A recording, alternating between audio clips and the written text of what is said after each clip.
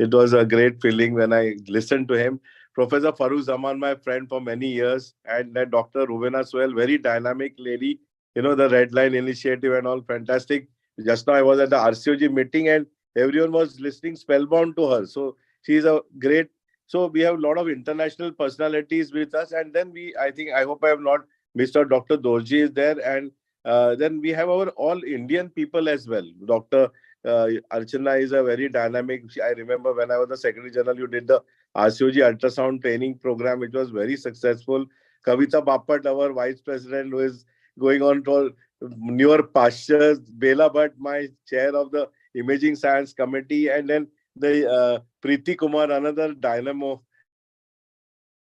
one of the future, leaders. All of them are leaders. And, one of the important thing, Milind Shah, one of the important thing is to nurture these leaders and see that they take over from us. And because leadership is a very important transition. Leadership transition is very important because it can, and one of the problems which I feel our societies all face is that we are pyramidal in our leadership. Once you become president, then you have to leave and go. So I have a vision that we should create a new world order where the leadership is cylindrical. So at the top of the pyramid, there's a cylindrical leadership. There's a group of 90, 100 people who drive, just like the WHO PPH group was driven by a group of 160 people. So a group.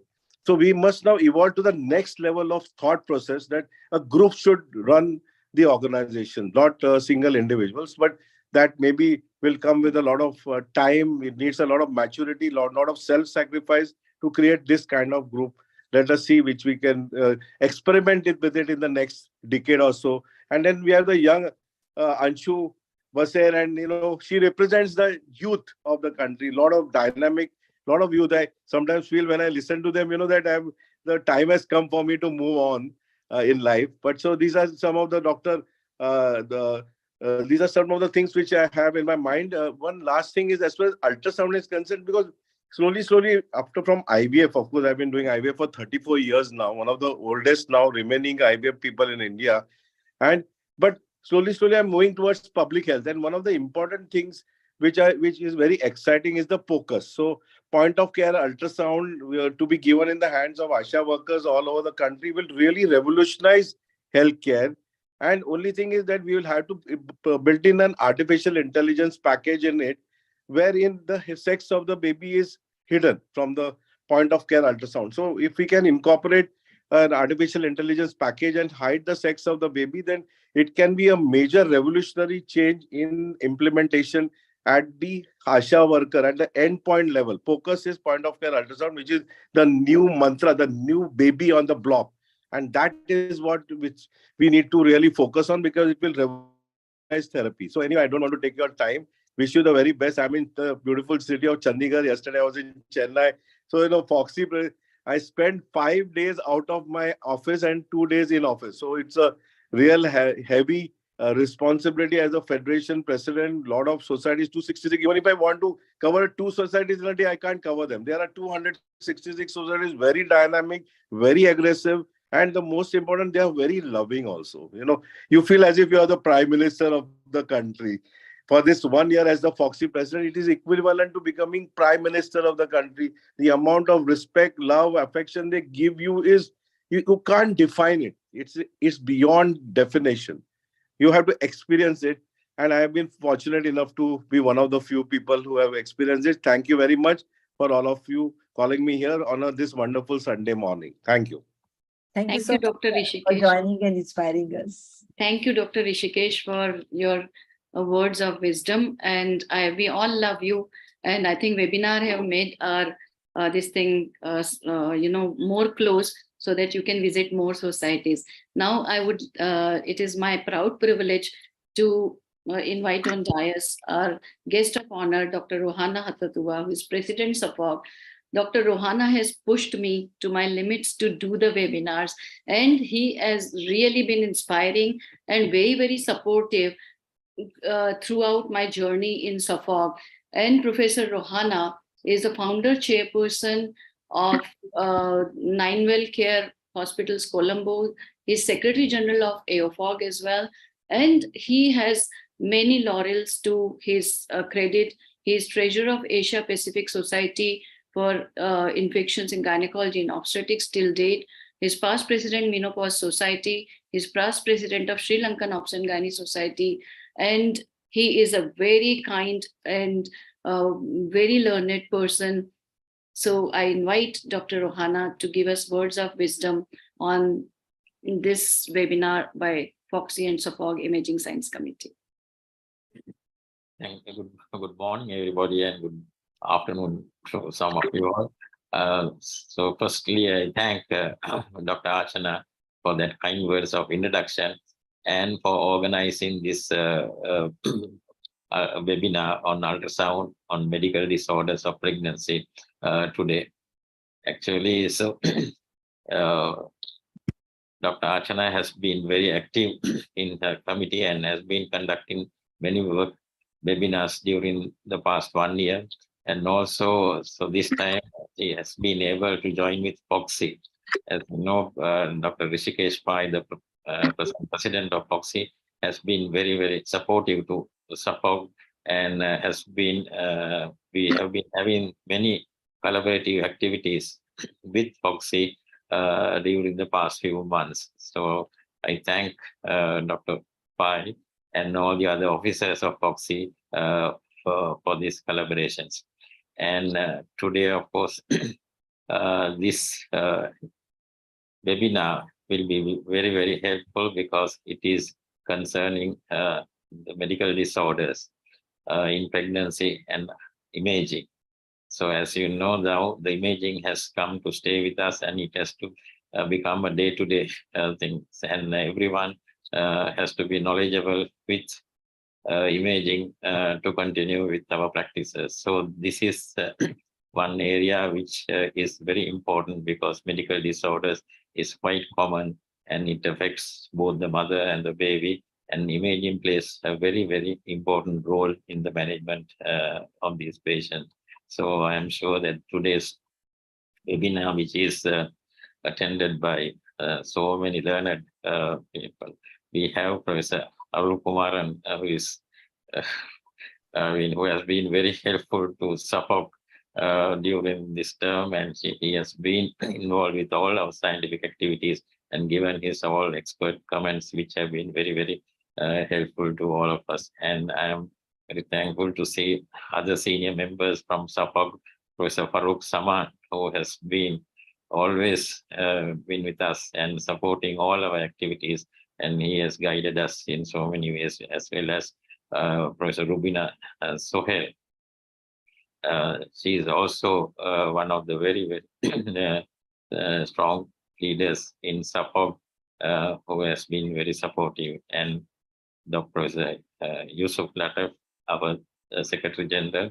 And then, of course, we have from SAPOG, Dr. Preeti Kumar, Dr. Sadia. Both of them have been very active in our maternal fetal medicine committee. So, and I am also happy to see that Dr. Archana has involved our member countries as well as Bhutan, and I'm happy to see Professor Doji in participating in today's. So I'm sure today's webinar will be very, very educative and very informative. So I won't take any time, and I'm thankful for everyone for joining on this Sunday because Sunday is a free day for everybody, but everyone has sacrificed the day for this webinar. Thank you very much. Thank you again. Okay, back to you.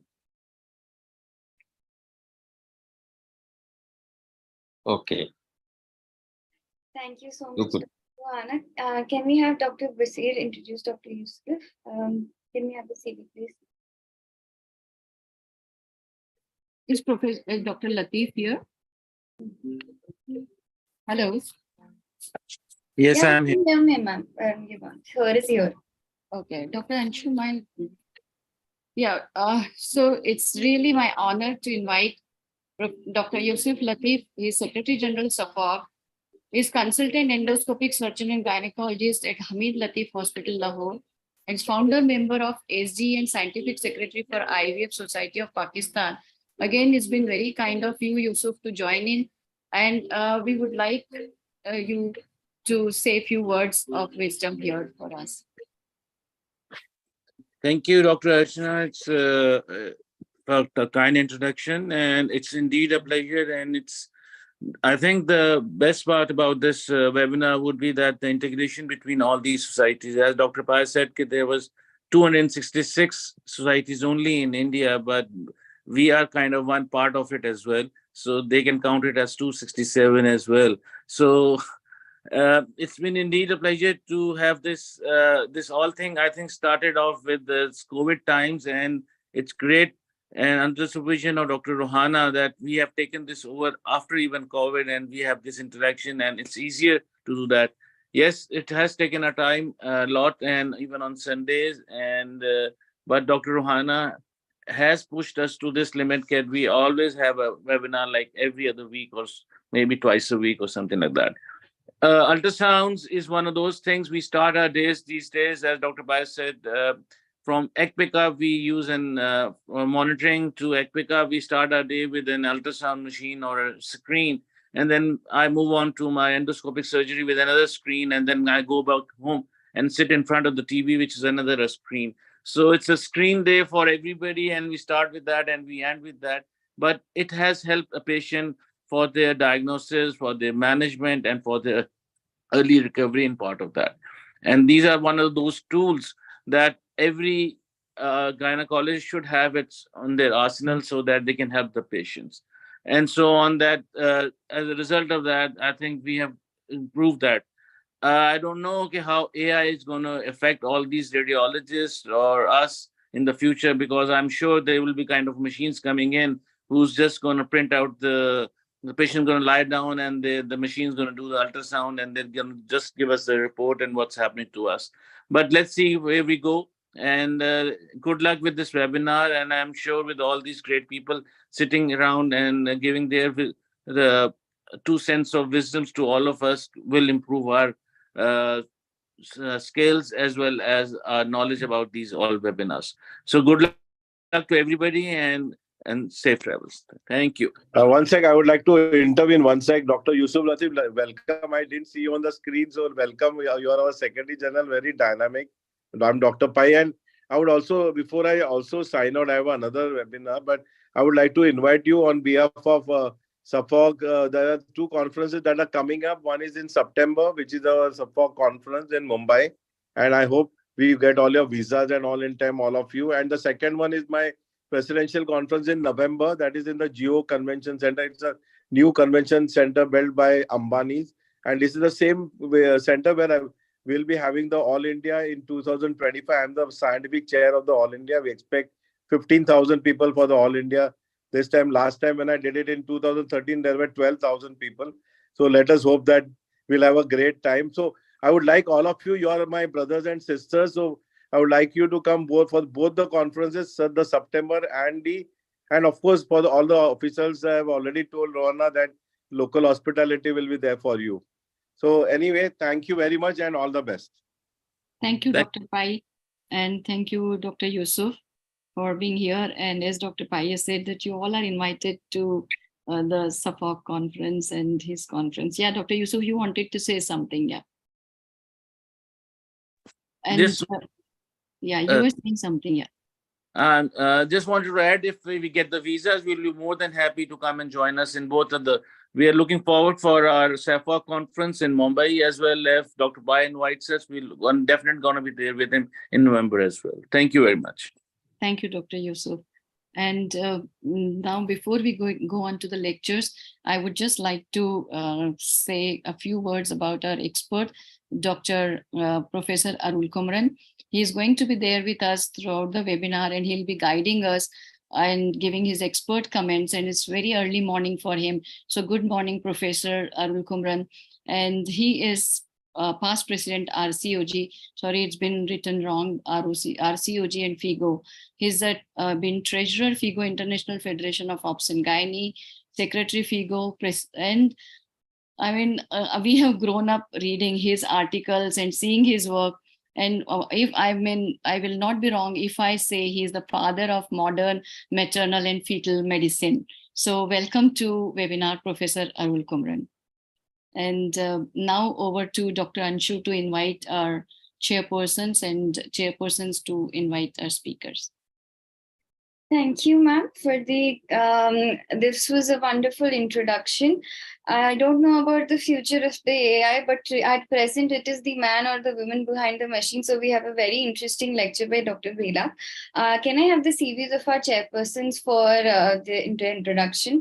Of course, first we have the one and only Dr. Farooq Zaman. He needs no introduction. He's the member of the Council of College and Physicians and Surgeons in Pakistan. He's the member of team for the first IVF baby in Pakistan, president of Society in has been the president of Society in Obstetrician and Gynecology. He's currently the consultant obstetrician at Hamad Latif Hospital, Lahore.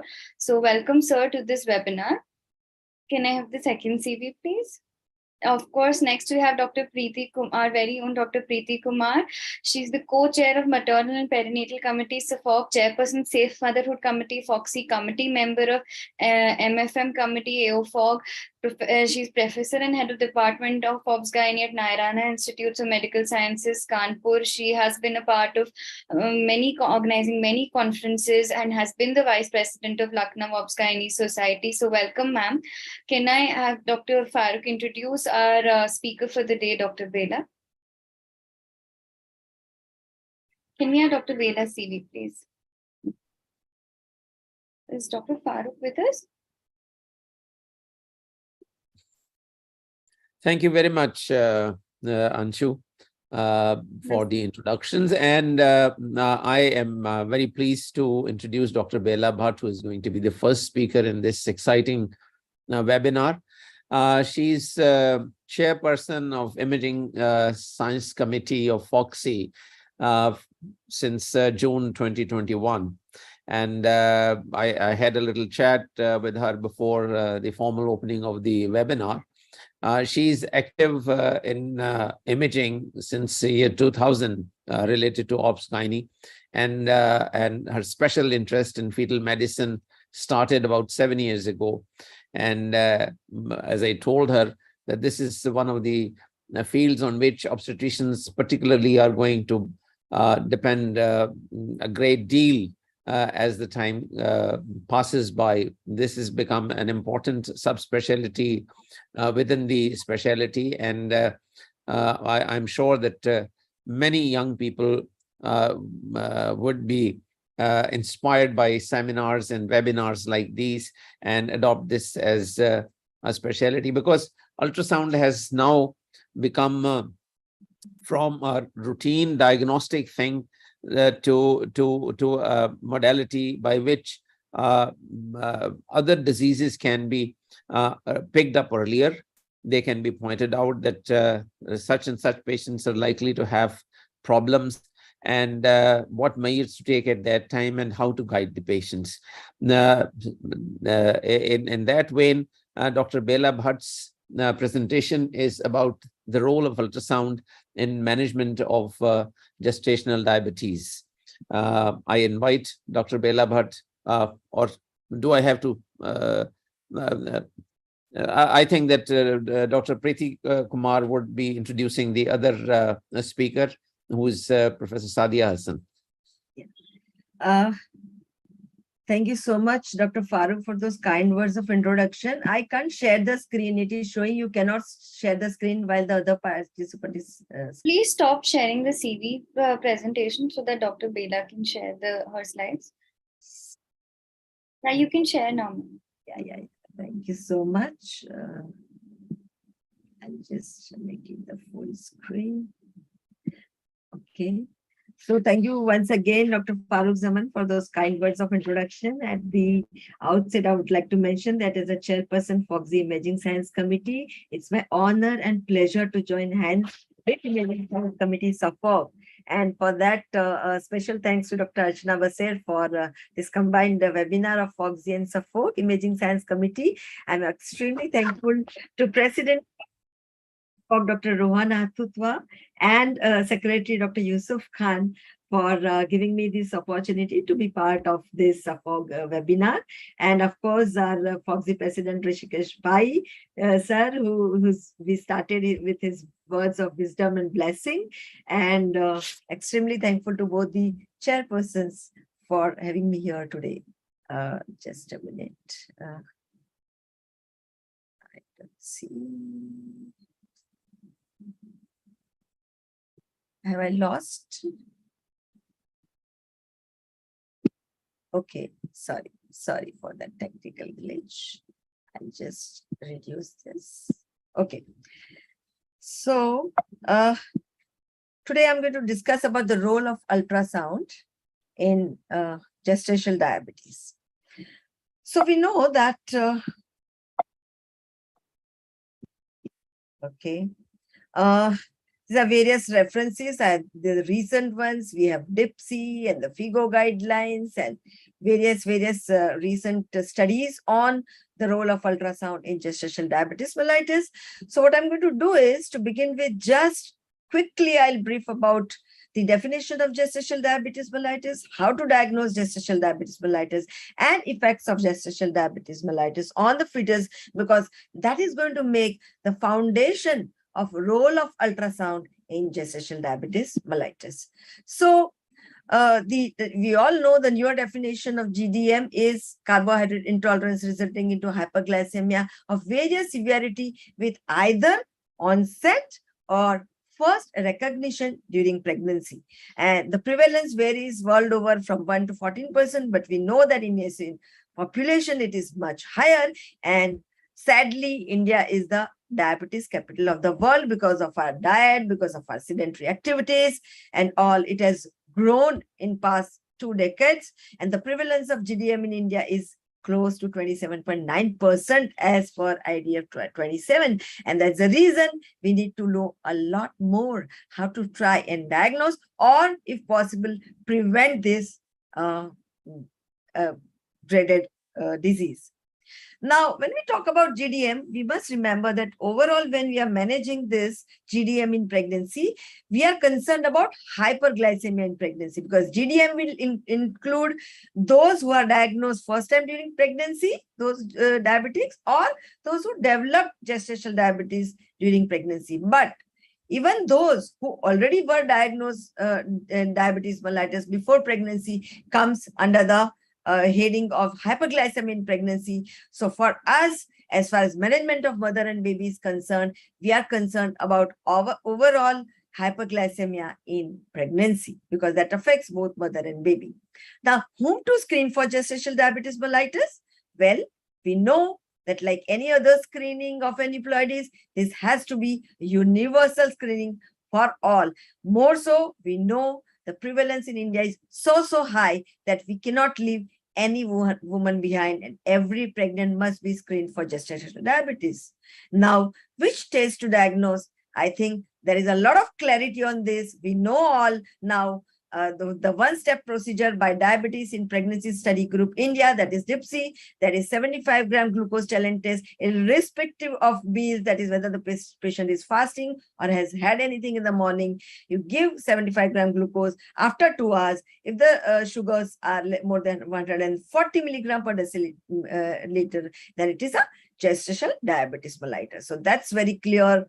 We don't need any 2 tests for diagnosing GDM.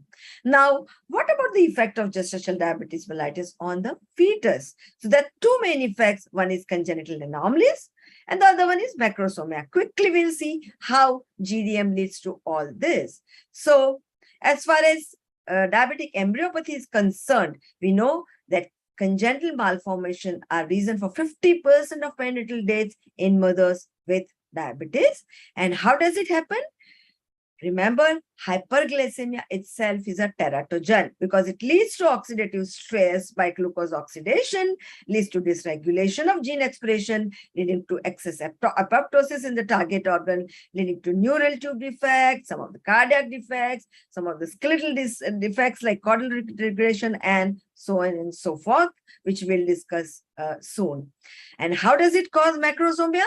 Well, The fetal pancreas is functional by 14 weeks of gestation, and this fetal hyperglycemia acts on the fetal pancreas, leads to precocious pancreatic maturation and beta cell hyperplasia, which causes hyperinsulinemia. And this insulin then acts on the insulin sensitive organs like subcutaneous fat, liver, heart, and leads to macrosomia.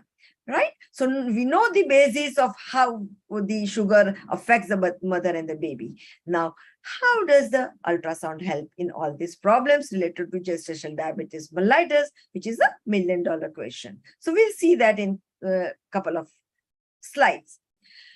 We know that ultrasound is non-invasive, readily available method. We know that in every corner and nooks of India or world over, now we have ultrasound machine, maybe a lower end or a higher end machine, but we have ultrasound everywhere. So that is going to help us assess and monitor the fetus in gestational diabetes mellitus. And what are the aims of ultrasound? Number one, early detection of fetal congenital anomalies, to pick up fetal growth disorders, ultrasound for the guidance of maternal glycemic control and therapeutic management is a newer concept in last couple of years, which is really helping us a lot. Then look at the placenta, liquor, and cervix, of course. So we'll look at each one of these one by one. What about congenital anomalies in hyperglycemia in pregnancy? So this patient was referred to me at 16 weeks for basically amniocentesis because her combined test was showing high NT, high risk for trisomy 21, and was sent to me for amniocentesis at 16 weeks. But as we always screen the fetus first, when I put on the probe, what I saw was an occipital encephalocele, as you can see here in this clip also, and in the image with a single umbilical artery. So, and this was the patient who was a diabetic one, diagnosed during pregnancy this time, and not diagnosed actually, she was diagnosed diabetes mellitus in her last pregnancy, was put on insulin, but post-pregnancy she stopped it. And again in this pregnancy, when she came, she was already hyperglycemic and insulin was started. But as we know, the periconception control is not good. That leads to all anomalies, and that's why this patient had developed occipital encephalocele. There are many other neural tube defects, acrania, spina bifida, holoprosencephaly, which can have developed because of hyperglycemia. The role of ultrasound is, we know that previously we were able to pick these anomalies at 18 to 22 weeks scan. But nowadays we know that the first trimester scan, 11 to 13 weeks, that window is a golden opportunity for us to pick up almost 50 to 60% of major anomalies, in which we can pick up the encephaloceles, acrania, and also there are surrogate markers in the brain for open spina bifida, which we can look at and pick up these anomalies early on in the pregnancy. And of course, it has to be supplemented by the 18 to 22 weeks anomaly scan, in which we can pick up many other anomalies. Cardiovascular, there are many anomalies, the transposition of great arteries, VSGs, tetralogy, and many more. Again, some of them we can pick up early in the pregnancy at a nuchal scan, 11 to 13 weeks, rest between 18 to 22 weeks. Now, we know that for developing these congenital anomalies, the glycemic preconception and the early first trimester glucose control is extremely important. And therefore, if the HbA1c in the first trimester is less than 5.5%, the chance of anomalies are lesser, 2%. If it is between 5.6 to 9.5, it is 4 to 5%. And if it is more than 9.5%, there is exponential increase in the chance of congenital anomaly to the tune of 22%. This is what has to be counseled to the patient when you are explaining about the anomalies. You can always do a good 11 to 13 week scan, rule out major anomalies, and reassure the patient after the scan. And can we prevent these anomalies? Yes, by good periconception sugar control. If the patient comes preconception, nothing like that, or else in the first trimester, good sugar control. So this patient, which I mentioned about, who came at 16 weeks in encephalocele, had she been screened even in the postpartum period after last pregnancy and the sugar control, this occipital encephalocele could have been prevented. Second important role of ultrasound is in growth monitoring. We know that ultrasound plays an important role in dating. A dating scan at 11 to 13 weeks is most perfect because we get the best of the CRL at 11 to 13 weeks. And that will help us monitor the growth. We know that the chance of large for gestational age in diabetes, sometimes in a few percentage, small for gestational age, the interval growth, timing the delivery at term, for all that we need a proper dating scan and a fixed EDD based on which we'll are able to monitor the growth. So once we monitor the growth, we know that in GDM we can get macrosomia or large for gestational age. Now, what is macrosomia? Again, region to region, the definition may change. In Western countries, it may be more than 4.5. In India, it is generally more than 4 kg. Large for gestation age that is defined as when the expected fetal weight is more than 90th centile for that particular gestational age. Now, when we look at the prevalence, we can see that in women with diabetes, the prevalence of macrosomia is to the tune of 25 to 42% because of hyperglycemia. And if we look at the prognosis, the macrosomia, the weight, absolute weight is best predictor of birth trauma, whereas the centiles, more than 90th centile of weight, is a best predictor for neonatal hypoglycemia and the metabolic complications and later type 2 diabetes mellitus. So for us, it is important to know whether the baby is LGA or large for gestational age as well as macrosomic. And how do we know that? Based on the growth chart. Whichever growth chart you are using, whichever machine you are using, you can always plot the weight based on the weeks and you can come to know whether the weight is going beyond 90th centile when it will be large for gestational age. Now, it's not just more than 90th centile, but between 29 to 33 weeks, if the abdominal circumference is going more than 75th centile, you have to be extremely careful and control the sugars of the mother because this is the baby who is going to be macrosomic, or increase abdominal circumference to head circumference ratio. So these are the pointers towards the macrosomia and large for gestational age. Now, the biggest problem with ultrasound evaluation, I've been doing it daily, and I know that as we go from first to second to third trimester, there is a lot of error as far as the expected fetal weight is concerned. And the headlock formula, that there are more than dozen formulas, that itself tells that no one formula is perfect. Even if we look at the headlock, which is the most commonly and most widely used world over, there is 15 to 20% error in expected fetal weight in the third trimester.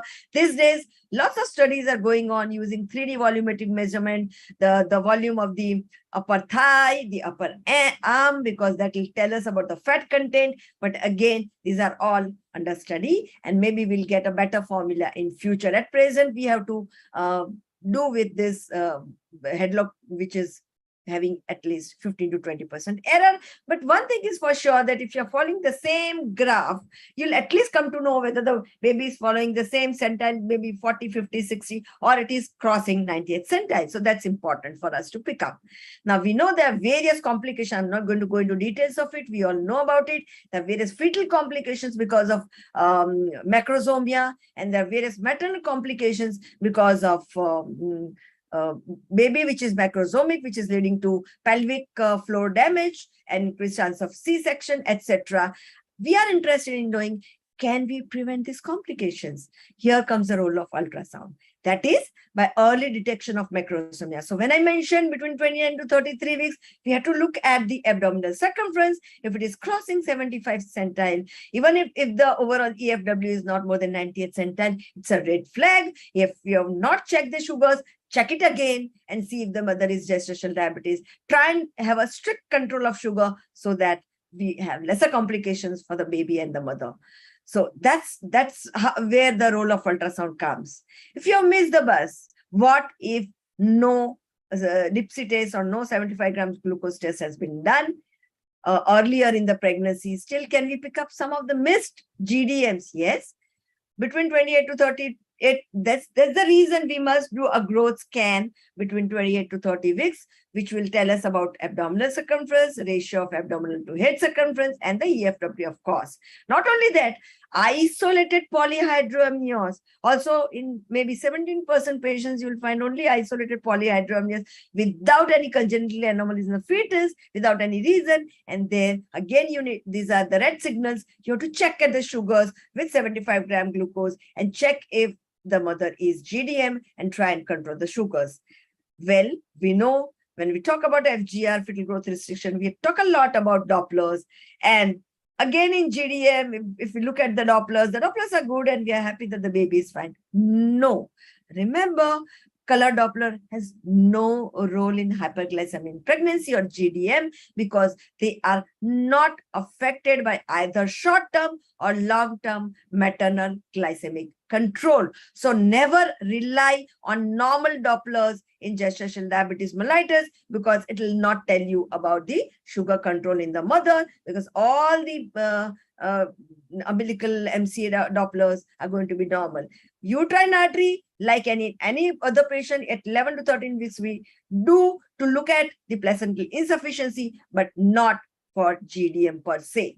So not to be misled by apparently normal fetal Dopplers in GDM.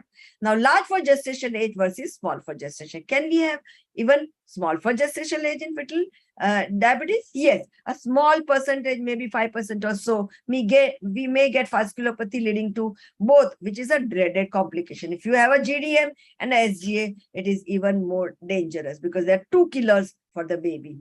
So, whenever there is GDM with uncontrolled, how do we pick up fetal growth restriction with the baby is going to be macrosomic? So how do we pick up fetal growth restriction in GDM? So when there is uncontrolled sugar in the mother with a normal size baby, that is deceiving. That's the time you should think that something is wrong with this uncontrolled sugar. I should have LGA, large baby. Why is the baby weighing normal or the expected weight is normal or less than normal? That's the key for us to understand, and we should try and look at, this is the only situation where we look at the Dopplers and try and find out whether there is associated fetal growth restriction and Doppler changes. And if so, then we have to be extra careful because the chances of stillbirth would be double in such babies. Well, we have just reached halfway. You may be feeling sleepy, but we have to, there is very, very important role of ultrasound in guidance of maternal glycemic control and therapeutic management. This is a recent concept, and here the ultrasound plays an important role. Number one, stricter glycemic control in mother whose fetus show macrosomia, and relaxing glycemic targets in mothers whose fetus are at low risk for large for gestation. So what do I mean by this? Supposing you feel that the sugars are controlled very well, the fasting is around 90 or so, the post-lunch is around 120, but on ultrasound, if it is showing that the EFW is crossing 90th centile, that means the glycemic control is not good in the mother. You have to have maybe fasting around 85 in the mother, maybe post-lunch around 110. So that's a stricter glycemic control based on ultrasound EFW or abdominal circumference more than 75 centile. Second is relaxing glycemic control in mothers whose fetuses are low risk. Suppose you feel that the fetus is growing at around 30 centile, 40 centile throughout the pregnancy, and the control is very tight, around 90 fasting and 120 post-lunch, then you can relax a bit. The fasting can come to 95, the post-lunch can come to 125 or so, because otherwise there'll be fetal growth restriction. So here comes the role of ultrasound in even maternal glycemic control to reduce the drug dose or increase the drug dose to have a better glycemic control. Of course, the ultrasound is going to tell us about the placenta, liquor, and cervix, at which we always look at in the ultrasound. Remember here, immature appearance of the placenta is one of the important markers of gestational diabetes mellitus. So if you see that in third trimester, where you should get all the small calcifications in grade 3 placenta, if you see that grade 1 homogeneous placenta is there, again, go back, look at the sugars. If done, repeat it and try and see if the mother is having GDM. Polyhydramnios, as I said, isolated can also be a pointer. And of course, when there is polyhydramnios, you have to monitor the cervical length with the help of ultrasound to see that the patient doesn't go for preterm labor. Last but not the least, what we all are worried about in gestational diabetes mellitus is stillbirth.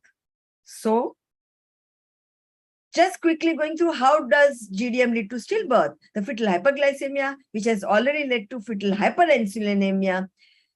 And this leads to glucose oxidation, which produces lactate production. So here there is fetal acidosis in absence of fetal hypoxemia. In FGR, it is fetal hypoxemia, which is causing acidosis. Here it is glucose oxidation and lactate production, which leads to acidosis. And that is the reason for stillbirth. And also what happens in GDM is even if there is short-lived episodes of hyperglycemia, that will lead to high release of insulin from already hyperplastic fetal pancreas. So there will be disproportionately high release of insulin, which acts on the fetus and leads to severe hypoglycemia, which leads to acidosis and fetal death. So these short-lived episodes are dangerous, which cannot be picked up either with your ultrasound or with any other monitoring. And another reason, which is a small portion, if they develop vasculopathy and fetal growth restriction, that can be a reason for stillbirth. Now, can we predict stillbirth in GDM? Well, not always. As I said, Dopplers do not help us, and the short episodes of hyperglycemia are difficult to predict. But there are three things we can do.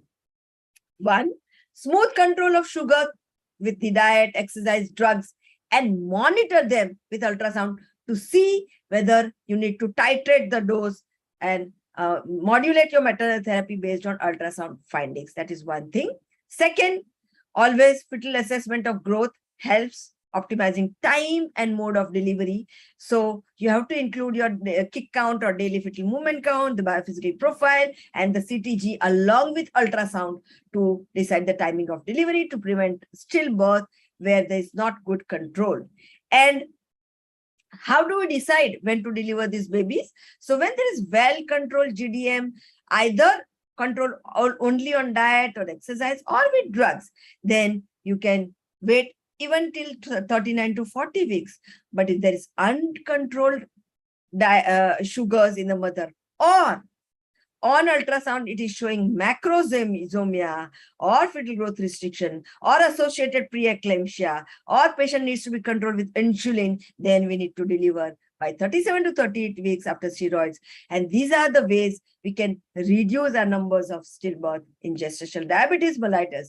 So remember, ultrasound represents a non-invasive, readily available method to assess and monitor the fetus, and ultrasound allows for early detection of congenital anomalies, assessment of fetal growth in order to optimize the timing and mode of delivery. And we have seen how beautifully ultrasound helps us in modulating maternal sugar control and therapy, and Dopplers are not reliable in monitoring fetuses with gestational diabetes mellitus without any other associated complications.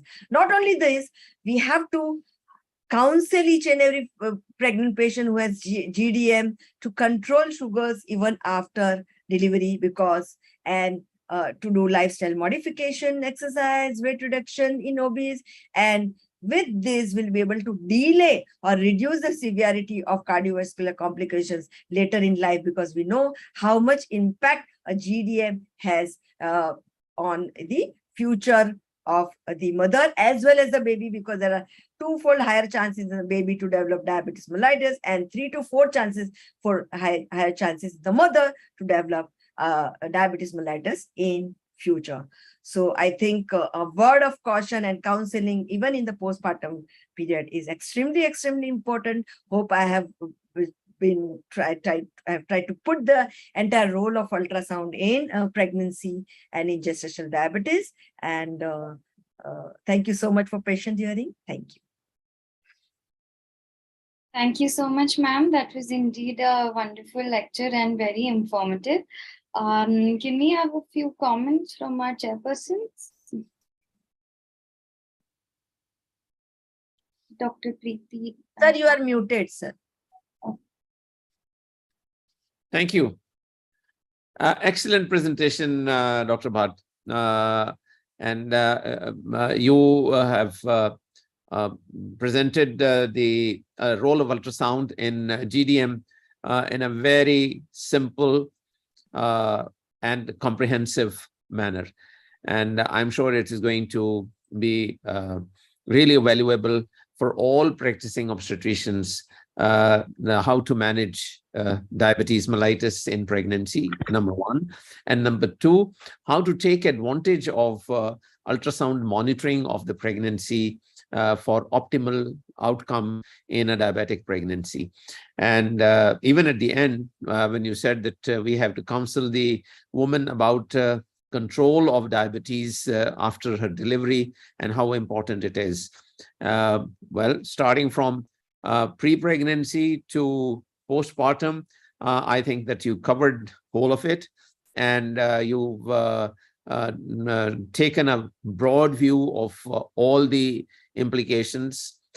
So very well presented. Thank you. And I do hope that the recording of this presentation will reach a larger number of not only the trainees, but also the practicing obstetricians and gynecologists. It's going to be very useful for them. Congratulations. Thank you so much, sir. Over to you, Anshu. Thank you, Doctor. Thank you, Dr. Bela. Thank you, Dr. Farooq, for that lovely comment. It was indeed a very informative lecture. Can we have Dr. Preeti introduce our next speaker for the day, please? Can we have a CV? Over to you, Dr. Preeti.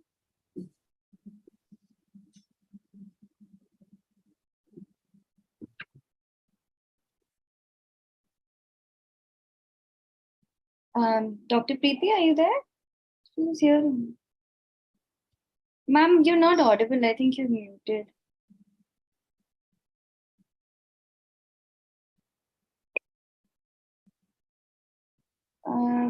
Hello, am I audible? Yeah, ma'am, you're audible. Yeah. Thank you so much. So I lost connection in between. I'm so sorry. So should I introduce now, Dr. Yes, Sadiq? yes, ma'am, please. Yeah, so thank you so much, Dr. Bela, for a wonderful talk. And thank you, Dr. Archana and Dr. Bela Bhatt for inviting me here to this very prestigious platform. CEFOG-FOXY collaboration, I always love, because we have leaders like Arul sir, Farooq sir, Rohana sir, they are always so encouraging and inspiring. So thank you so much. And the next talk would be on prediction of preeclampsia in the first trimester. And we have none other than Dr. Professor Sadiya Hasan Pal. I really love her. She is my chairperson of Maternal and Perinatal Committee of CEFOG, a wonderful human being. I know her for last 2 years, and I'm working under her. Her leadership is amazing, very humble and polite. She possesses the qualities of humility and cooperation. And besides her, academic achievements, these are my personal, thoughts and feelings about Dr. Professor Sadiya. So she's chairperson, Maternal Perinatal Committee of CEFOG, and she's executive member, chair, academic board, and ex-vice president, Society of Obstetrician and Gynecologist of Pakistan. Very active member, member editorial board, Journal of Pakistan Medical Association and Journal of CEFOG. And she had been vice president of Association of Mother and Newborn, Aman, member, National Committee for Maternal and Neonatal Health, Pakistan, Society of Laparoscopic Surgeons of Pakistan, and member board of governors PSI, that is Population Services International. So I welcome Dr. Sadiya Hasan Pal to deliver her talk on prediction of preeclampsia in first trimester, and whatever questions related to the first talk and the second talk would be entertained after this session. So over to you, Dr. Sadiya, ma'am. Thank you, Dr. Preeti, for that very, very flattering introduction. I don't know if I deserve it, but thank you very much. It's so good to be part of the CEFOG family, and I have a tough act to follow from Dr. Bela. So my presentation is not going to be as animated as hers, but anyway. So I'll just, in interest of time, I'll make it as brief as possible. So we know that preeclampsia is one of the leading causes of maternal and perinatal morbidity and mortality. 2 to 5% of pregnant women are affected. And this also affects the newborn deaths. Globally, 500,000 newborns deaths are caused by preeclampsia.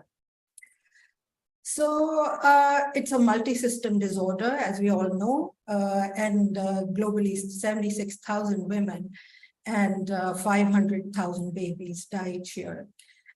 We come in the low resource countries, and we face the highest risk of developing preeclampsia compared to those in high resource countries. The early onset of the disease requiring preterm delivery is associated with a high risk of complications in both mothers and babies. Low-dose aspirin initiated before 16 weeks significantly reduces the rate of preterm preeclampsia.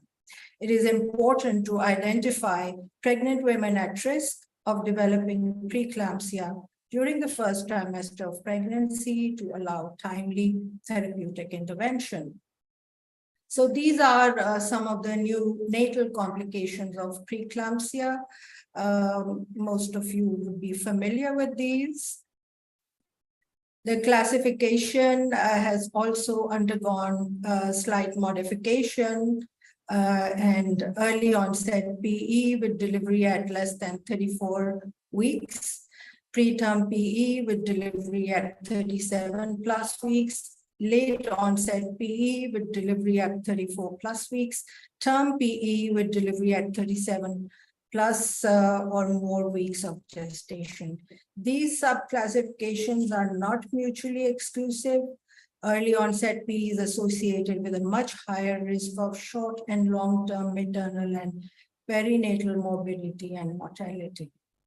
So the evidence of other maternal organ dysfunction, including acute kidney injury, creatinine, liver involvement, liver enzyme elevation, etc. These are all part and parcel of this disorder. Uteroplacental dysfunctions such as fetal growth restriction, abnormal umbilical artery Doppler waveform analysis, or stillbirth. These are some of the things that we can do for early detection. So we have asymptomatic women for preeclampsia. We can do the PEIGF test to determine who are the high-risk women, and this is later in pregnancy, who are at the high likelihood of developing preeclampsia. And these women will need close monitoring. So from the PIGF test, the low-risk women will have low likelihood of developing preeclampsia, and they can go to routine antenatal care.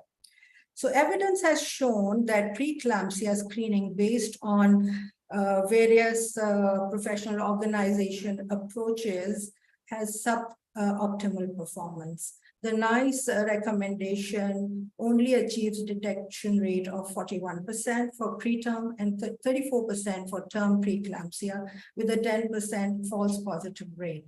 Screening based on the 2013 ACOG recommendation achieved detection rates of 5% for preterm and 2% for term preeclampsia with a 0.2% false positive rate. So especially in low middle income countries, we cannot do away with risk factor screening on the basis of history and current examination. So these are the risk factors, the maternal risk factors, I think we are all familiar with, so I won't go into them, and comorbid conditions which may be existing in the woman, and these should really make you pay more attention there. So the mean arterial blood pressure that is another screening part of our antenatal care. We do check our women's blood pressures at every antenatal visit. So the best practice recommendation for screening is that women, when you check the blood pressure of pregnant women or anyone really, women should be in a sitting position with their arms well supported at the level of their heart, and an appropriate sized adult cuff should be used, depending on her mid-arm circumference. After rest for 5 minutes, blood pressure is measured in both arms simultaneously, and 2 sets of recordings are made at 1 minute intervals. 4 sets of systolic blood pressure and diastolic blood pressure measurements are needed for input into the risk calculator, and the final mean arterial pressure measurements, which is an average of 4 sets of measurements, will be automatically calculated for the calculation of patient-specific risk. So there's a formula, as you can see below. It is calculated from systolic and diastolic blood pressure readings, and the measured systolic BP and diastolic BP will be automatically converted with the formula below. So this is the best practice, and I'm, and it is recommended by FIGO as well. And it's in their guidelines. So I think we should all, obstetricians looking after pregnant women should really be changing their practice. And this is how blood pressure should be measured for every woman, not just those whom we are particularly trying to screen for preeclampsia. This applies to every woman coming for antenatal care. So see how her arms are, resting on the chair armrest.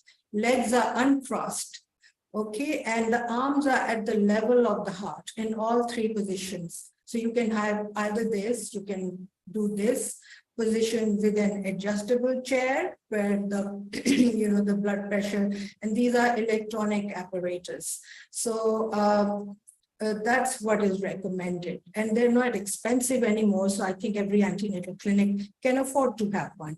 And that's the third one, where the position for if you have an adjustable table, the table can be adjusted.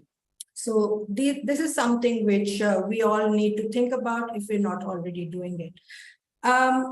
So the first trimester prediction model recommended by the Fetal Medicine Foundation, FMS, is the triple test. So ideally, this is what everyone should be doing. It's a combination of maternal factors and measurement, the high-risk factors, and the measurement of mean arterial pressure, uterine artery pulsatility index, PI, and serum placental growth factor.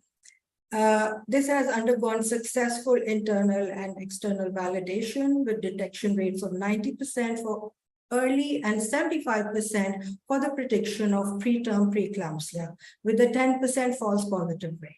This is superior to traditional methods by maternal risk factors alone.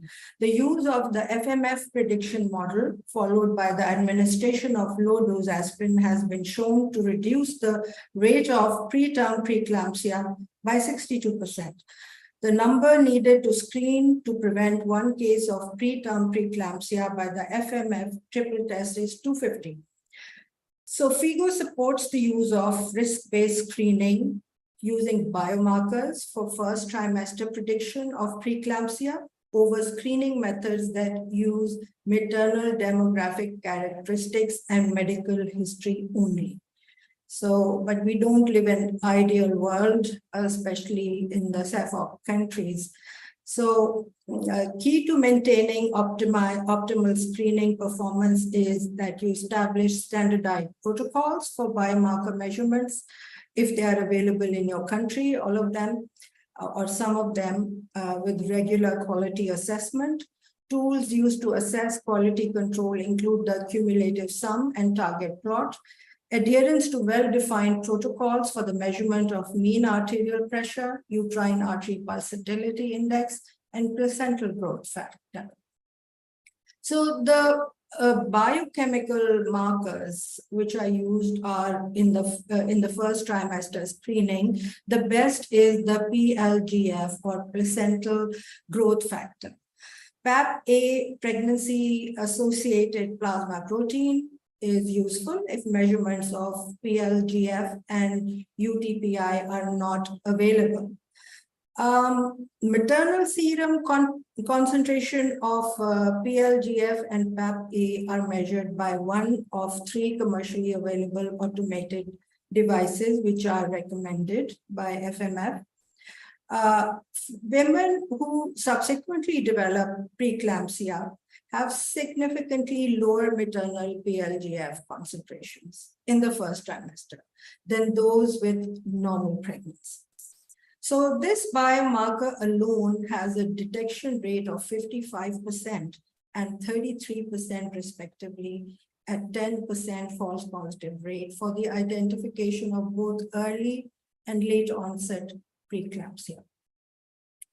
So coming to what is doable for us, and our ultrasonographers in our countries can become certified by the Fetal Medicine Foundation in uterine artery pulsatility index.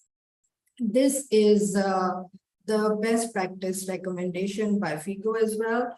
So UTPI should be measured. A transabdominal ultrasound should be done at 11 to 13 plus 6 weeks.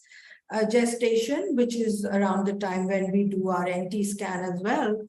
And pregnancy dating should be done with the CRL of, it should correspond to 42 to 84 millimeters.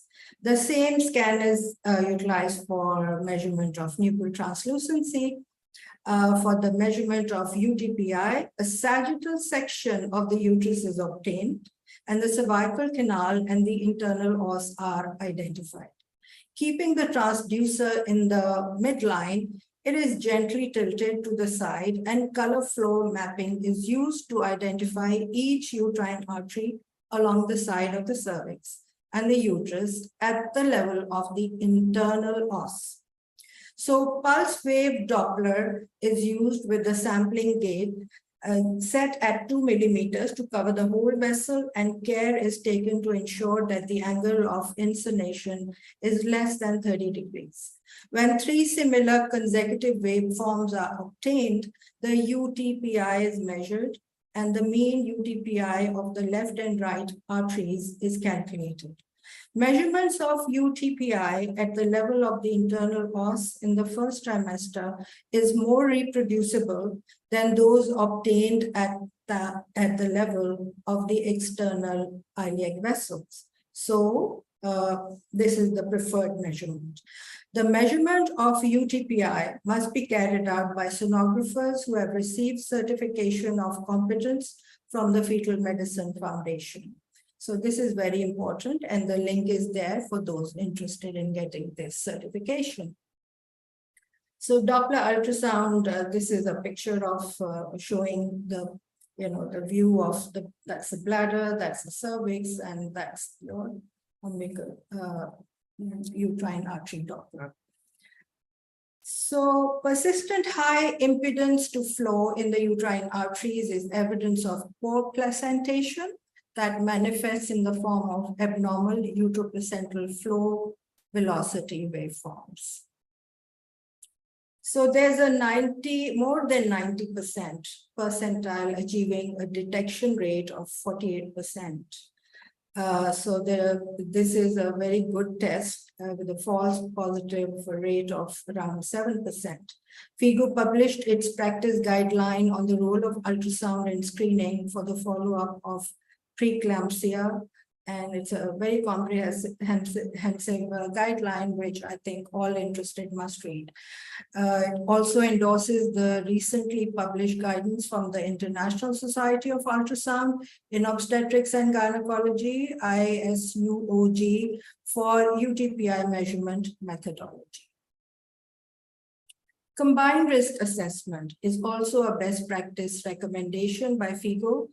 Published algorithms should be used for converting the measurements with or without PAP-A. Patient-specific risk for preterm PE is calculated using the Bayes method. The risk calculator is available free of charge on the web page of Fetal Medicine Foundation. And they also have a mobile app for your medical records and software. A woman is considered high risk when the risk is greater than or equal to 1 in 100 based on the first trimester combined test with maternal risk factors, mean arterial pressure, PLGF, and UTPI. The pragmatic practice recommendation for us is where it's not possible to measure the biochemical markers, UTPI, baseline screening tests should be combined with risk factors with MAP and not maternal risk factors alone. PAP-A is useful if measurement of PLGF and UTPI are not available. These variations to the combined test would lead to a reduction in screening performance. So, this is the pragmatic practice segmentation, contingent screening, where resources are limited, two-stage screening strategy for preterm PE, in which the whole population undergoes first-stage screening by maternal factors and MAP. So this is the first stage screening. If they are screened positive, they go to second stage screening. This is the select. So second stage screening with PLGF and UTPI. Okay. So at a fixed screen positive rate of 10%, a detection rate of 71% was achieved by this two-stage screening with screening by maternal factors and MAP based on the described combined algorithm at 11 to 13 plus 6 weeks of gestation in the first stage and reserving measurement of PLGF and UTPI for the second stage and for 30% of the population. So now so far I've been talking about screening for singleton pregnancies. So we have multiple pregnancies as well. So the pragmatic practice recommendation is that the same first trimester combined test for PE in singleton pregnancies can be adapted for screening in twin pregnancies. It leads to the detection of nearly all affected cases of PA, but at a high screen positive rate. The incidence of PE in dichorionic and monochorionic twin pregnancies was shown to be increased by 4-fold and 3-fold respectively. In twin pregnancies that developed PE, the values of mean arterial pressure and uterine artery pulsatility index were increased and the value of PLGF and PAP-A were decreased. So the current approach is to commence low dose aspirin at 75 milligram or 81 milligram daily in high-risk women as locally identified. Low dose aspirin treatment in pregnancy is thought to prevent the development of PE by inhibiting the biosynthesis of placental thromboxane A2 with minimal effects on vascular prostacyclin levels. Meta-analyses consistently show that administration of low-dose aspirin, dose between 50 to 150 milligrams per day at less than or equal to 16 weeks of gestation to women at high risk of PE had a significant reduction in PE, in particular preterm PE. These meta-analyses highlighted the additional benefits from early aspirin prophylaxis include a 50% reduction in fetal growth restriction and 60% reduction in the risk of perinatal death. So these results have stimulated the need for prospective randomized controlled trials to evaluate the potential benefit of aspirin in preventing PE. The ASPRE trial shows that the rate of delivery with preterm PE can be reduced by 62% by aspirin started at 11 to 14 weeks of gestation in high-risk women. The ASPRE trial was designed to test the hypothesis that aspirin at a dose of 150 milligram per night from 11 to 14 weeks until 36 weeks of gestation compared with placebo would result in halving the incidence of preterm preeclampsia. So this is what you can do with it's an algorithm which is suggested by FIGO, and for giving aspirin, low dose aspirin for screen positive women. And the best practice recommendations are that results from the aspirin trial provide definitive evidence that effective screening for preterm PE can be achieved with a combined test of maternal factors and biomarkers at 11 to 13 weeks. And aspirin treatment from the first trimester of pregnancy can significantly reduce the risk of developing preterm PE. Furthermore, in pregnancies at high risk of preterm PE, administration of aspirin reduces the length of stay in the NICU by 68%. The findings have implications for both short and long-term savings, as well as infant survival, disability, and human capital.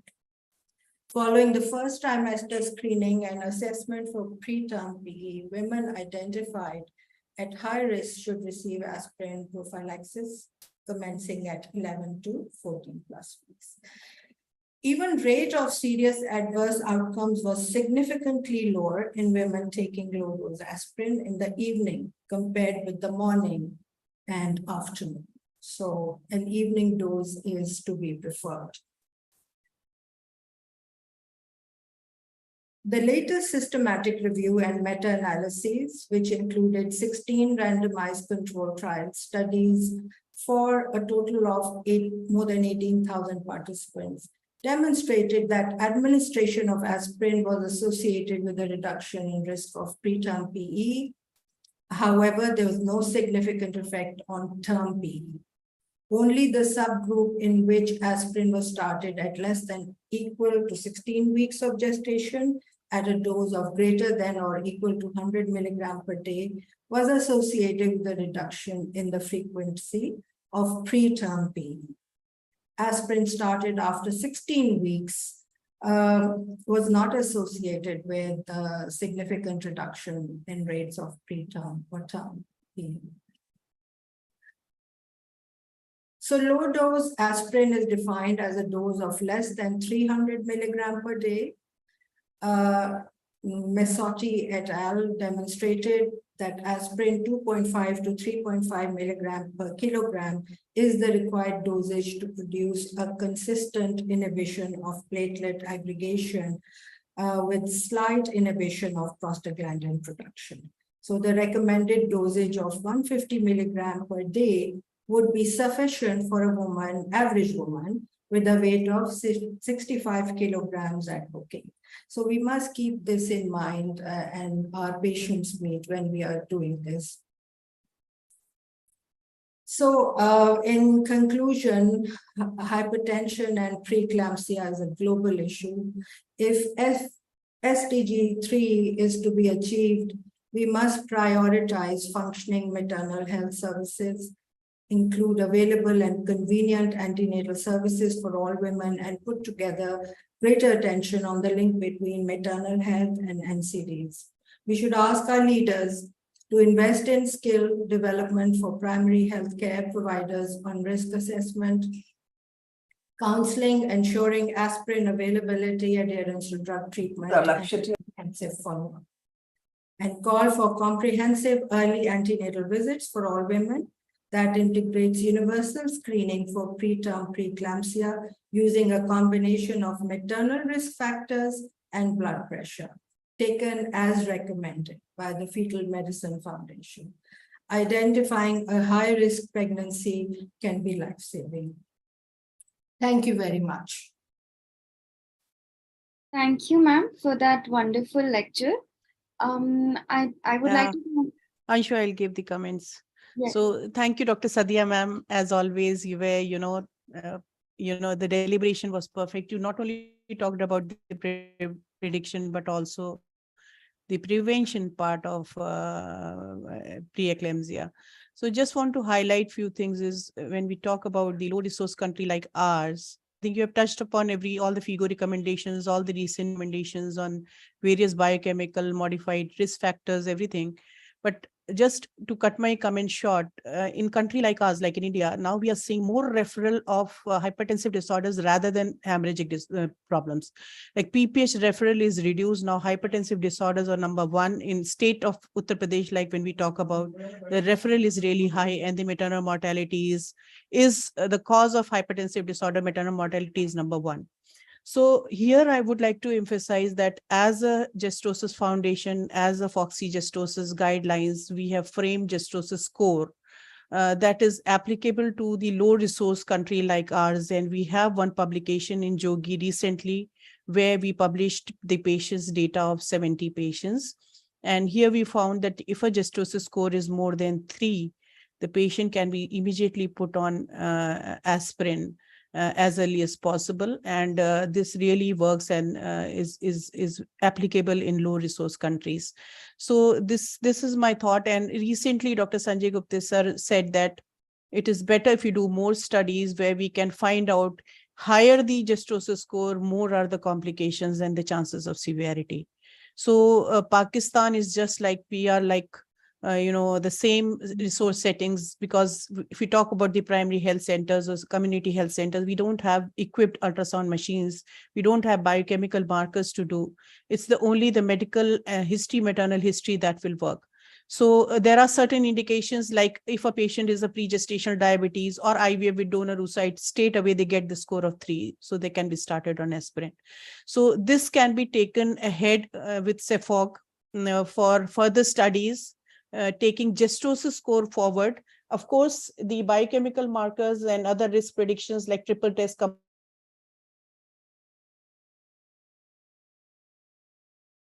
Is there any network issue, Dr. Preeti? You are not heard. We can't hear you, Preeti. You're not audible. So I think Dr. Preeti has lost her connect, and we are. With the am I audible? Am I Yes, audible Preeti. now? So we thought like we go ahead with the. No. Just a last comment. Could you hear whatever I said before? Yes, we could hear. We could Yes. hear that Gestosis score and everything. So this is just my urge, Dr. Farooq sir and Dr. Sadia and Rohana sir, and even the leaders, Rubina ma'am. Gestosis score is a thing that we can take ahead. We can do more studies and see whether this is applicable in our country. But definitely, Sadia ma'am, we would like to have your presentation because it was a wonderful presentation. You talked about every aspect, all the recent recommendations. But just once you want to work at the grassroots level, I think in coming years, Gestosis score will have a more place in prediction of preeclampsia. That's my only thought on this. Thank you so much. Yeah. Thank you, Preeti. I'll just quickly say that, yes, we are very similar in Pakistan, and preeclampsia is the second killer of, is the second most common cause of maternal death in Pakistan as well, after PPH. And your comment is very valid. On the other hand, I always think we can improve ourselves. We can take our blood pressure better, and according to the recommendations, in the absence of the biomarkers, we can improve our antenatal care with more relevant and recommended methods of screening. Yeah, ma'am, I do agree, because when we did this survey in Karnataka recently, when we were doing the anemia, GDM and hypertensive disorders project, there as Vistrit project, still it's ongoing. When we did this survey, taking blood pressure in a proper way was the biggest challenge. That's the biggest challenge, even in the developed, all the trained OBGYNs, they don't know how to take the exact blood pressure. So I think that is the first thing that we need to talk about regarding the spreading of awareness, actually, how to, take the proper blood pressure in pregnant women. Thank you. So thank you, Dr. Preeti, and thank you, Dr. Sadia, and thank you, Dr. Anshu. Can you just take things forward? And yeah. I would like to thank all the speakers and Dr. Chairpersons for the lovely lecture and their comments. We now move on to our panel discussion. From the theoretical aspect, we are now moving to the practical aspect and how to interpret this ultrasound. I would like to introduce the moderators for the same. Can I have the CV of Dr. Basir and Dr. Rubina? So first we have Dr. Rubina Sohail from all the way from Lahore. She's the professor of the Obs and Gynae department at Hamad Latif Hospital. She has been a champion of sexual and reproductive health rights, has been the pioneer of kangaroo mother care in Pakistan and the chair of FIGO Committee of Women Facing Crisis, and has many awards and publications to her merit. So we're very lucky to have ma'am with us. And next we have Dr. Archana Basir. As introduced previously, she's the past Vice President FOGSI, Chairperson Imaging Science Committee for FOG, presently the head of unit at Akash Hospital Indore. So lovely to have ma'am with us. Of course, we also have our expert, Dr. Arun Kumaran. So I would like to hand this over to the chair panel, the moderators of the panel, to go ahead and conduct the panel. So can we have Dr. Basir and Dr.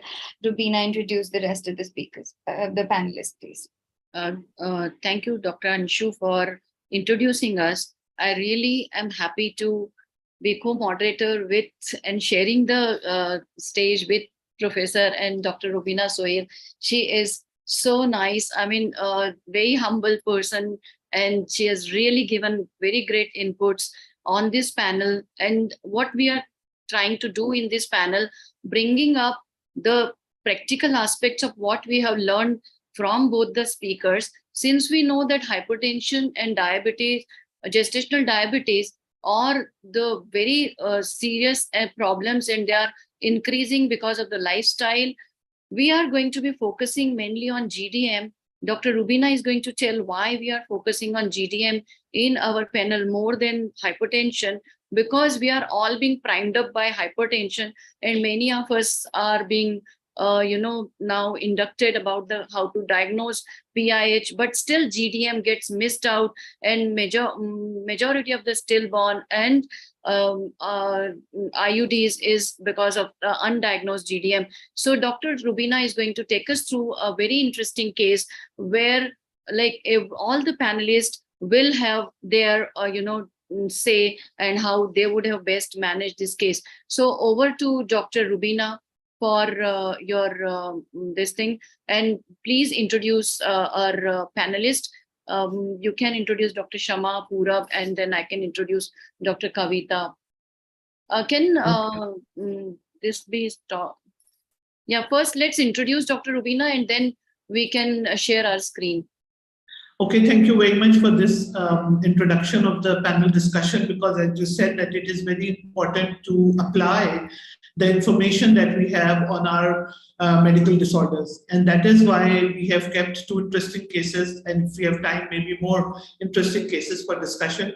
The panel is broad-based, and I would like to introduce Professor Shama Monim, who's from Pakistan. She's a senior consultant and director of Fetal Medicine Center in South City Hospital, Karachi.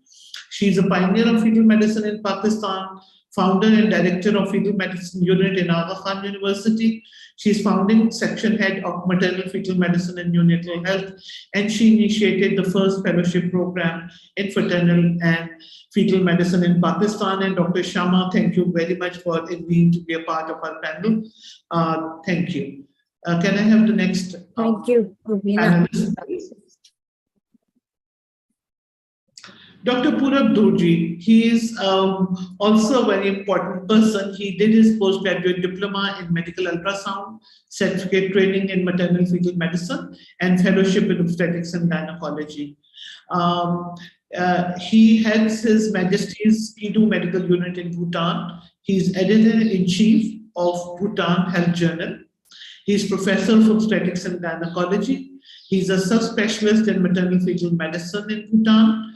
He's a recipient of Gold Medal, National Order of Merit in Academics from His Majesty, the King of Bhutan in 2016. Previously, he has been a professor and head of Department of Gynae in KGUMSP Hospital, first dean and faculty of postgraduate medicine, and founder chairperson, Research and Ethics Boards of Health and Ministry of Health, Bhutan. I welcome you, Dr. Purab Durji. Welcome to the panel. Yeah, Dr. Kavita Bapat. She's a great friend of mine. She's Vice President Foxy 2122. She's an amazing person, very prompt, very approachable, and very updated. Her series Learn Simply and 1 minute videos are very, very popular. She's been editor of Learn Simply series. She's been Vice President of MPOG, Vice President MP chapter of vaginal surgeries, Executive Committee member ISAR and IAG. And she is a person you can connect with, and she's ready with the ready reckoner. And I'm sure we will be enlightened to have her. And it is really, we are thankful, Dr. Kavita, in spite of your campaign, you have been here to be with us on this Sunday morning. So welcome you, Dr. Kavita, on this panel. And she has a great experience of dealing with the obstetric problems in this city of Indore for last 35 years. She has been practicing, and there is a name called Bapat Square because of her Kavita Bapat. Thank you, Archana. So next is Dr. Milind Shah. Again, he's the king of Solapur. He's President ISOPA, Vice President Foxy, Deputy Secretary General INSAG, and he is been a very, very good friend, and he's edited many chapters and very active in SPARC and Foxy. So welcome you, Dr. Milind Shah, on this panel. Over to you, Dr. Rubina, to share your screen. And we have the expert Dr. Professor Arul Kumran. He is going to give us his comments, and he is really it is going to be so much beneficial to our practices, what we are doing. So Professor Arul, we are looking forward to your comments on the cases which we are putting, and Dr. Rubina will be in between asking you challenges we face in our day-to-day practice. Over to you, Dr. Rubina. Thank you very much. And I'm just sharing my screen. So I'm going to take us through the first case that we have. So the case is, I'll just read out the case, and the panel is open to anybody who wants to answer the questions out of the panelists, and then later on we will take the expert comments of Professor Arul. So this is the case of a 40-year-old lady who was para-2 plus 0. She had a cesarean section at 38 weeks of gestation, which was around 10 days ago, which resulted in the delivery of a stillborn baby.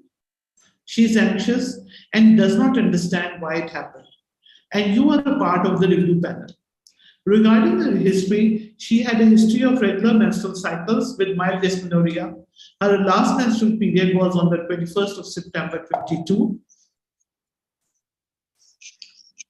She was para-2 plus 0. Her first baby was a preterm cesarean section at 34 weeks due to severe preeclampsia. She was on labetalol at that time, and she resulted in the delivery of a baby girl of 1.3 kg. And the baby stayed in the NICU for 21 days, and the baby is currently now 8 years old, alive and healthy. The second pregnancy was after 8 years, and it was a spontaneous conception. She registered at a private center. She was gestationally diabetic, and again, she was a hypertensive, and she was taking medications for both the conditions. In her past medical history, she has hypothyroidism, which was detected 5 years ago, and she was on medication for that, the dose of which was increased to make sure that she remained euthyroid in the pregnancy. Her parents were hypertensive, and in this pregnancy, which resulted in the birth of a stillborn, she was taking metformin twice a day for diabetes, which was gestational and diagnosed at 28 weeks. She was taking labetalol at 34 weeks when the gestational hypertension was diagnosed and her blood pressure was maintained. She maintained regular antenatal visits to her clinic, and she was always very compliant and always went for regular follow-ups.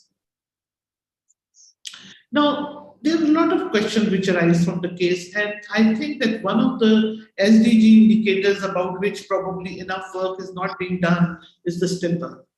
We have been discussing since this morning. We discussed diabetes, we discussed hypertension, we discussed the role of ultrasound in both of them. But here comes a patient who's hypertensive, who's gestational diabetic, who's euthyroid now after medication. So she still resulted, despite being booked in a facility and despite being compliant and having regular antenatal visits, she resulted still in a stillborn baby.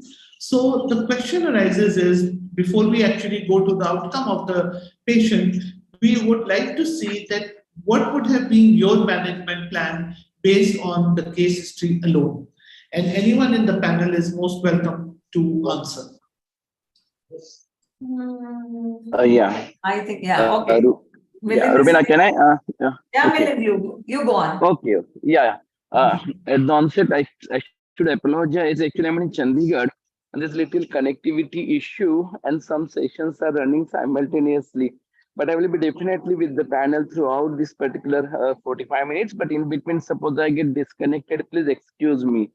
Now, thank you very much, Archana and Rubina. It's wonderful to have this discussion on the wonderful cases. And coming to this particular case, your voice has been lost.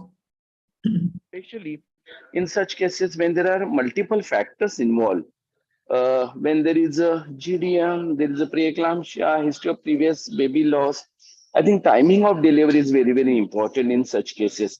Quite often, we'll have to go in various ways. I mean, it's not only an ultrasound report on your clinical judgment, and taking into consideration all these factors, we'll have to take a call how to go about for the timing of delivery. And that's the crux of this particular case. But of course, the treating clinician has his own views on this particular case when he decided to wait for more days. But it is basically think about the multiple, actually the complications and the timing. Yeah, thank you. Right. Anyone else who would like to add something to this? Actually, thank you so much for involving me, Archana, Rubina, for this panel, and all regards to Dr. Professor Arul Kumar. What I feel about this case is a little not well managed the way it should be. The patient had the hypothyroidism on the drug, preeclampsia on the drug, previous history of cesarean section, preterm baby already there. This pregnancy, almost 37 weeks and a big baby and a breech too, probably. No, I'm sorry to. So Yes, it should have done early. Why they waited for so long? And what was the reason for all those to go on like this? I don't know. So something is seriously wrong, which link I'm not able to connect with it. So right. I think the patient was not ready, or the consultant has not counseled well, because we cannot find it out. Sometimes consultant can say that she has counseled the patient, but to go for the patient must have asked that I want a normal. I don't know. So some link is there, but for a person like me, I would have done the cesarean section when time before. I think almost 36 weeks plus, or you can say 37 weeks, I would have done the C-section. I think that should have, am I missing something? I don't know. No, I think that's okay.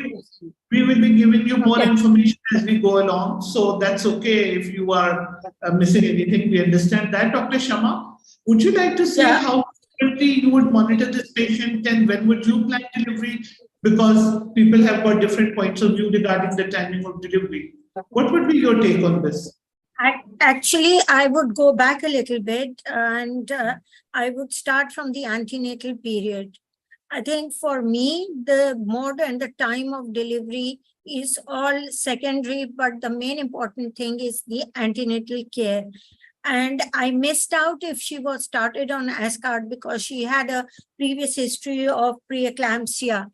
So that is one thing. I'm not sure how frequently the scans were produced, were done, and what was her first trimester nuchal translucency scan like. Did she have a Doppler of the uterine artery? And how frequently were the scans done during the pregnancy? Because I think a lot of it depends on how you manage your patients right from the start. So I'm not sure if she was on Ascard. I couldn't see anywhere. So if I would have been the magic person, the first thing I would have started ASCARD, look at the risk factors and stuff. Preterm, ASCARD also helps in prevention of preterm recently. So you cover both aspects. Then you do a nuchal translucency scan at 12 weeks, along with the uterine artery to exclude your risk for, or know the risk exactly. Then for diabetics, do they have regular anomaly scan? Did she have an echo? And because the thing is that stillbirth is still an open arena. It could be due to uncontrolled diabetes. It could be due to IUGR or macrosomia or whatever, like, you know, did she have serial scans? Because I feel that diabetics should have serial scans every 4 weeks.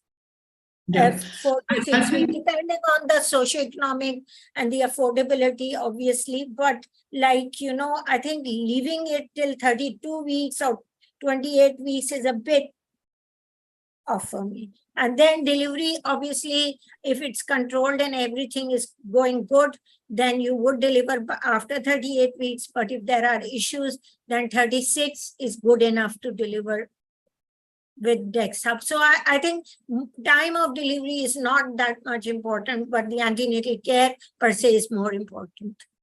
Thank you very much for raising a couple of very important points, Dr. Sharma. I think the most important point that you raised was that it was not only the number of visits to the doctor for antenatal care, it is not only the compliance of the patient, but it is the quality of antenatal care that was provided to the patient is extremely important. And so is the control of the diabetes and hypertension. So if the diabetes is not controlled, this will be a factor which is going to affect the outcome. And then how many ultrasounds were done? Were they doing any Dopplers or not? And they did know that the patient had a previous preeclampsia. Did she go for the first antenatal visit in time to start aspirin within the time frame that we had needed to start? So I think you have put in a lot of things in proper perspective, and we have highlighted the importance of good antenatal care and the importance of ultrasound, that ultrasound needed to be done at the proper time. I'm coming to you, Dr. Purab. Actually, there are a couple of questions for you, because I feel that we also needed to identify the risk factors which would be affecting the timing of delivery. So what do you think were those risk factors which would have contributed to the gynecologist to decide the timing of delivery of this particular pregnancy? And the other thing is that we would like to share with you after this the report of ultrasound and see that what was the latest ultrasound, because that is the only ultrasound that was available to us, which was done at 37 weeks and 3 days. But first of all, Dr. Purab, what were the risk factors which would have contributed to the timing of delivery? Thank you for inviting me and giving the opportunity. Now, when coming to the risk factor for timing of delivery in this particular case is she has both the hypertensive and then the diabetes, and also the previous history of preterm delivery. All this put together, and she delivered a preterm with 1.3 kg before with a cesarean.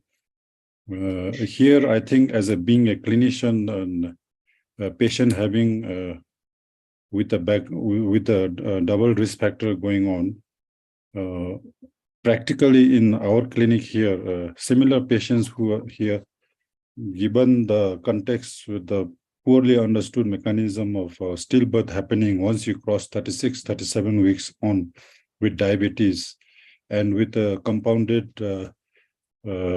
placental function with the compromise from the hypertension, I personally would not go beyond 36 completed deliver. So these risk factors should make us sure that to give take home baby once we cross 36 weeks with the double risk factor sitting there, despite the medical control of the symptom with the blood pressure and sugar, but the underlying pathology continues to progress.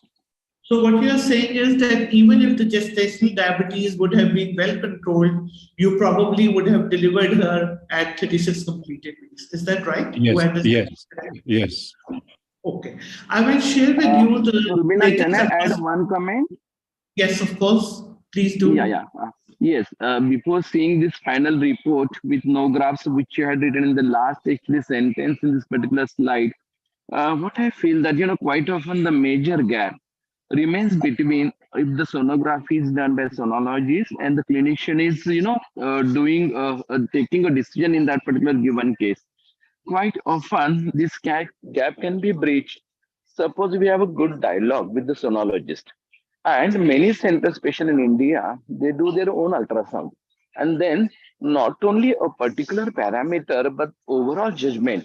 Even the simpler things like biophysical profile, what is very important, though old one, gives us the idea that yes, it's time now we'll have to act immediately as far as the delivery is concerned. Quite often, there could be some errors which can happen at multiple levels if the reports come from outside, including the typo errors and many other issues related to that particular case. So all that need to be taken comprehensively before deciding in such cases where there's already so much of so many factors are involved. Thank you. Thank you very much for this addition. And I have shared on the screen the last ultrasound which the patient had about a week ago before she delivered. And this ultrasound actually showed a single breech fetus presenting with the breech presentation. The Likert was adequate. AFI was 11.9. The fetal parameters were that BPD was 9.6, corresponding to 39 weeks of gestation. Head circumference was corresponding to 41 weeks, abdominal circumference to 39 weeks gestation, female length corresponding to 37 weeks, estimated fetal weight was 3.7 kilogram plus minus 500, and they had done an umbilical artery evaluation as well, and they found a normal low resistance, high diastolic spectral waveform obtained from umbilical artery. Continuous forward diastolic flow was also seen with no evidence of flow reversal. And for the uterine arteries, again, they found a normal low resistance, high diastolic waveform pattern.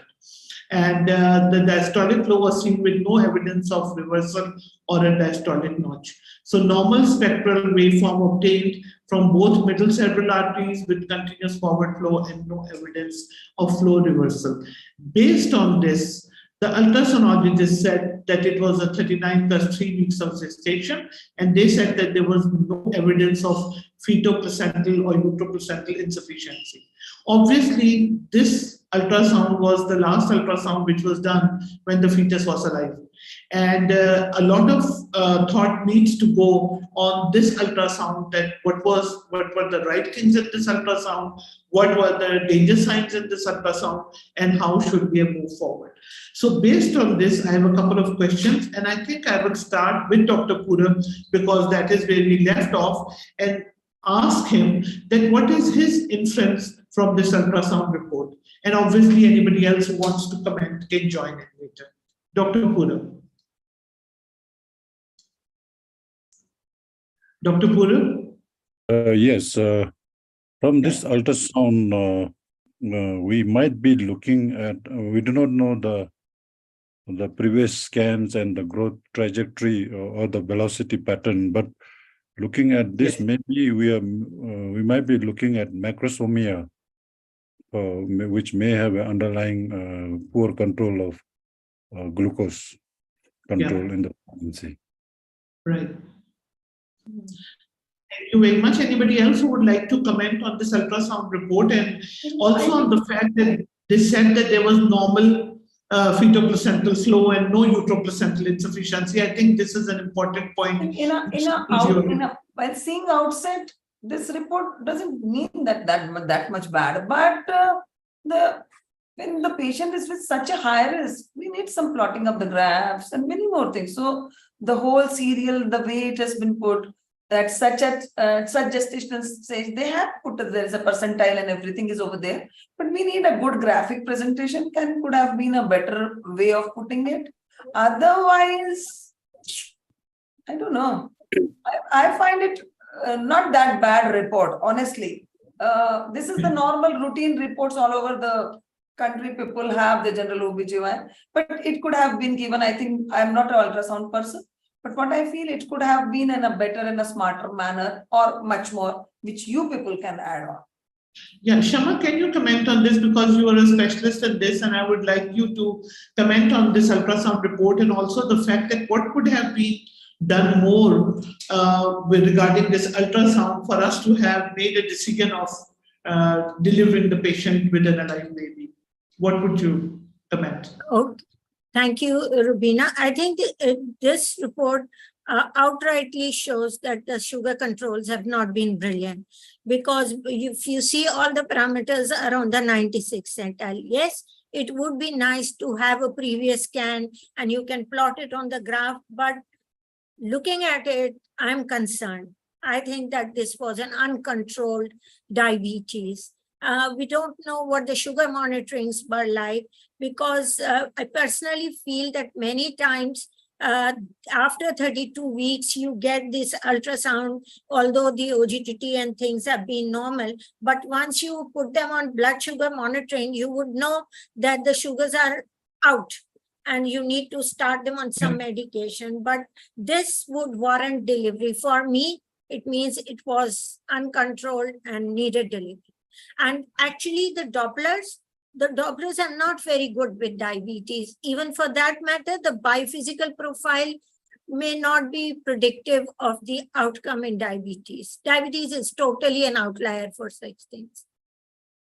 Yeah, especially when they were suggesting no uteroplacental insufficiency. So uteroplacental insufficiency probably would have been more relevant in terms of her hypertension rather than the diabetes. So, Dr. Purab, can I ask you a question? Do you think there is any role of cerebroplacental ratio for this particular patient? Or the role of growth charts for this particular patient? Would it have helped us in making a decision regarding the timing of delivery? I think if there was a growth chart being started somewhere in the mid-pregnancy, and then subsequent scans could be plotted on a growth chart, that would have been very helpful. And it should be the standard way that it should have been. And when it comes to timing of delivery, and there is some role in the cerebral CPR ratio, because even with the umbilical artery Doppler being normal, it gives us some clue to the acute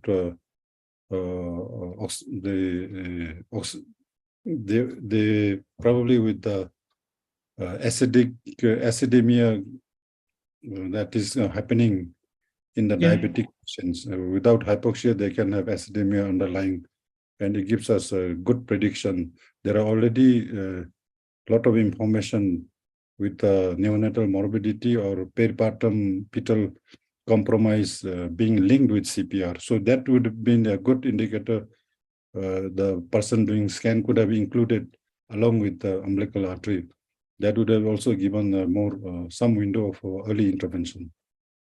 Yeah, I just want to add over here, I think it is important that when the patient comes to us for the first time, we need to assess the risk factors for pregnancy, and we need to see the level of our own facilities. Because if we do not have the facility to get to provide adequate control of her hypertension, her diabetes, to get an ultrasound by a fetal medicine specialist, then sometimes referral to a higher level facility could have been a better choice, where the facility for monitoring by ultrasound, by calculating the cerebroplacental ratio, looking at having the facility to carry out the growth charts would have helped in the ultimate outcome. And that is why we keep on harping the same thing, that we want to talk about timing of delivery. And that is probably one of the reasons. And just a little bit of literature to share with you. And these are a couple of studies which have been taken out for you, especially for the audience.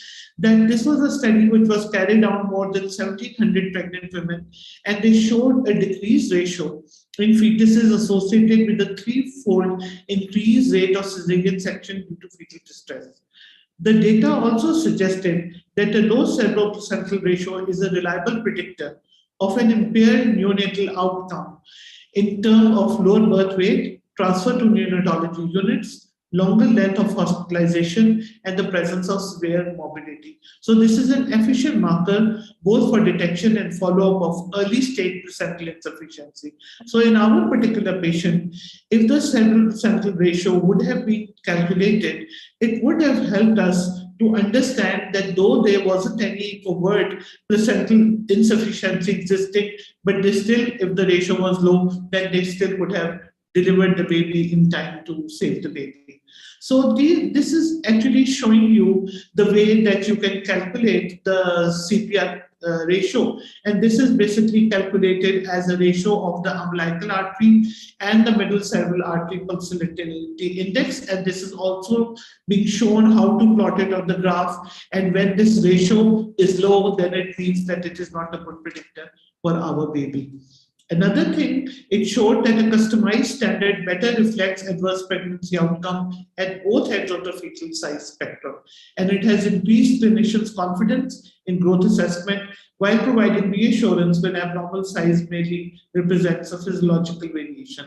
So I think that these are the kind of things that we as obstetricians should be looking at.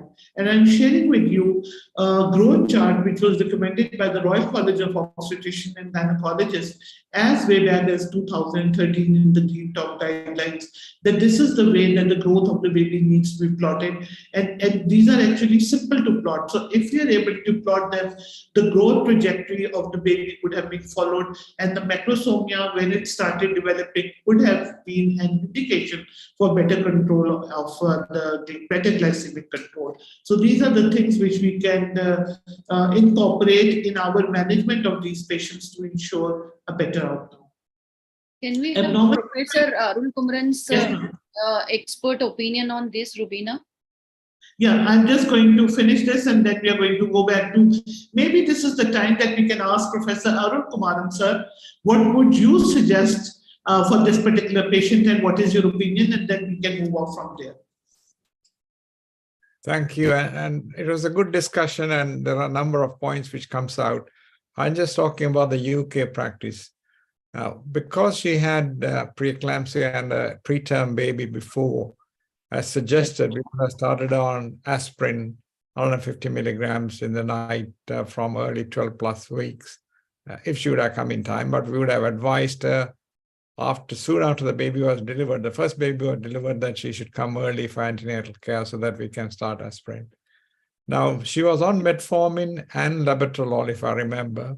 Yes. Labetalol is an alpha beta blocker. That complicates blood sugar control when you have other anti-diabetic agents put in. So we have to be careful about the blood sugar control. So the blood sugar has to be measured more often, like a blood sugar profile for the day, as well as the gestation increases after 28 weeks more frequently. So I'm not very sure how the blood sugar was measured or how it was controlled, but ideally that is a key issue here because it's a sudden death. And based on the factors, I mean, we do all these investigations when we have the clinical picture to see when things are going to go wrong and so forth. So we had the ultrasound and it shows 3.7 kilogram, I think, the baby's expected birth weight. So which is actually compared to the previous baby, of course, it was growth restricted, is on the large side. So which indicates probably the blood sugar profile was not good and therefore indicates early delivery. So complicated cases, we had to go on clinical judgment. So it's preeclampsia possibility, pre-diabetic possibility, then ideal would be to deliver by 37 weeks. Those who have purely diabetes, if it is well controlled, gestational diabetes well controlled, then you can really go for delivery much later as indicated in your slide there.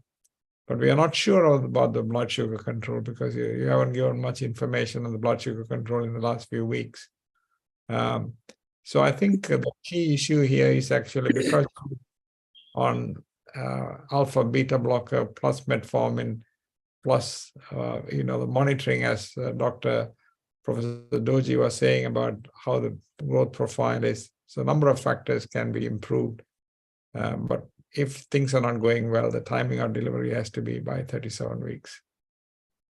Yeah, thank you very much for this very important brief on the total management of the patient and of making us realize how important was glycemic control in this particular patient and the drug interaction between labetalol and metformin, how would it have affected the glycemic control.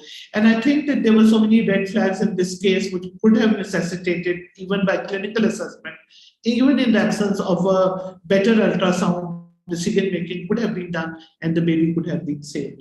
I'm just about coming at the one end more of the point actually I wanted, Rubina, regarding glycemic control, which is utmost important in this particular case. I also wanted to have opinion from Dr. Arul Kumaran as well. What is the role of glycosylated hemoglobin to understand whether this glycemic control was optimum? So what are the practices in your country or other countries as far as the use of this particular tool of glycosylated hemoglobin is concerned? Yeah, so the glycosylated hemoglobin gives the blood sugar profile for the last 3 months. But what happens with the fetus is actually there is, with the gestational diabetes or diabetes in pregnancy, there can be episodes of hyperglycemia, hypoglycemia, depending on how it is. And that instantaneous hyperglycemia can cause damage to the baby or kill the baby. So the A1C is not usually done as a measurement. Sometimes we do that if the woman is having persistently high blood sugar and she's insisting she's taking the drugs, but we don't believe that she's taking. We double check that. But otherwise, for monitoring of diabetes in pregnancy, it has to be on a daily basis or once in a way a blood sugar day profile to make sure things are working well. Of course, the other parameters and the of ultrasound measurement of the baby size and so forth. Yeah, thank you very much for this. I think it's important to look at the discharge slip. So the patient was discharged actually, but during her cesarean section, she had a couple of issues. So just sharing the highlights of the discharge slip. So they said that nothing much, I think, to report on the discharge slip, but the important thing is that the patient, when she was getting the elective cesarean section, she delivered an IUD breech presentation, 4.3 kilogram male baby. She developed severe postpartum hemorrhage, needed brace sutures and multiple blood transfusions. Because it is the case of an actual patient, so we decided not to leave facts out of the picture. She was discharged after 5 days of surgery, which again nowadays is quite unusual. So we have a couple of more questions, and these are our last set of questions. So do you think something went wrong over here, and that is why there was so much complication? Had the management, could it have been changed, and what are your views on maternal morbidity here? So anyone who would be willing up to take these questions? Having an SB baby is a wrong management, no? This is having a SB baby is a really wrong management somewhere. Absolutely. Yeah. Absolutely. What went wrong there? Everything went wrong over here. The baby should have been delivered at the 37 weeks. She had a 5 minus points over there. Hypothyroidism, diabetes, she had a preeclampsia, she was on so many drugs, and bad history, and a cesarean section. Cesarean section itself indicates and why they have so much waited for so long. Absolutely sorry to say so. And another important thing, probably they must have given her the chance because of the prematurity last time and the staying in the hospital for a long time. So sometimes the patient is not convinced that I don't want to spend so much time into the NICU and spending so much money previously. So anything like that must have happened. But the went wrong is number one thing, not controlled diabetes, development of hypertension during pregnancy, and the management after the IUD. Once there is an IUD, there are so many toxins are over there, everything becomes wrong. So probably the reason for the PPH or anything, I think badly managed patient. Yeah. Professor Arul wants to say something. Sir, anything you want to say? Well, the birth weight 4.3, so which actually adds to the fact that the diabetes was not well controlled. So the question really is about monitoring the glucose. We had the first lecture in the first session about diabetic control, and it's very clear, more than the Dopplers and the CTGs and the biophysical profile, the most important thing is the blood sugar control. and blood sugar profile monitoring in diabetic cases, because the cause of death is totally a different one compared to a growth restricted baby, which you can monitor for a longer time. Whereas with the blood sugar problem, it can be a sudden death. So we had emphasized, based on the previous lecture as well as the current case, the need for tighter control and also for regular monitoring and frequent monitoring, especially if they're on medications like labetalol and metformin, plus also the. So I think that's the issue. Of course, for the PPH, a macrosomic baby can sometimes give rise to the problem, and the current studies suggested the emotive study that if she starts bleeding, whether everything was used, because we underestimate blood loss. That's the first thing. So early impression of the blood loss, and giving oxytocin, tranexamic acid, IV fluids, everything at the same time might reduce the incidence. And later studies showed, depending on the hemoglobin, that also can increase the PPH. So if the woman's hemoglobin is also quite crucial. I don't know what the hemoglobin was. Thank you. Especially considering that patients who have got a low hemoglobin are more likely to develop PPH and more complications. So the level of antenatal care that was shown over here might actually also suggest that there could have been a pre-existing anemia. So thank you very much. Anybody for any last comment? Can I comment? One actually point I wanted to understand from you all regarding the mode of delivery as well. As we discussed a lot about this, the timing of delivery, where everyone thinks in that way that the timing of delivery could have been taken a little earlier. Even now, once it has been declared that the baby is dead, it's IUD. So mode of delivery, can we have the option of giving vaginal birth trial for such cases? I think it is 4.3 kg baby, doctor. I mean, it will be a shoulder dystocia. There can be uterine rupture. She's a previous section. I think the mode of delivery after IUD was right. I mean, IUD was not right thing to have happened. If I may, it's so. This patient was a very compliant, very regular checkups and was in a very good corporate hospital where she was booked and going regularly. So I think there were things which, if I may be allowed, Rubina, to speak a little a bit about the, how we can bridge the gap. Hello. Can I just say a few comments about? Please. So basically, what the message we want to give by this case, me and Rubina has already discussed this case before we brought up here on the panel, that what we want to bring about is how the antenatal care in case of GDM should be. Panelists have really brought out beautiful points that from the very beginning, when you know that she had a past problem, and at 28, 32 weeks, you should start doing the serial scans. But the problem, what is happening here, the message is you may be an obstetrician doing your own ultrasonography, fine. Even if you're not doing your ultrasonography, do interpretation right. Interpretation in this case, I think, as everybody has said, that there should have been a proper graph. Because if you're in a very busy obstetric clinic, when you're reading figures, 94th percentile or 96th percentile doesn't really, increase the red flag. While if you're putting it in a graph and in a pointed meter that it is crossing the red lines and all, it really alerts you. So I think there has to be more webinars or more lessons or more learning about interpretation of ultrasound and comprehensive management of patient, apart from only managing by ultrasound. As someone said, that you should be having clinical management as well. When you're seeing a very large baby, on per abdominal examination, sure I am that you could have failed that this baby is more than 3.5 kg.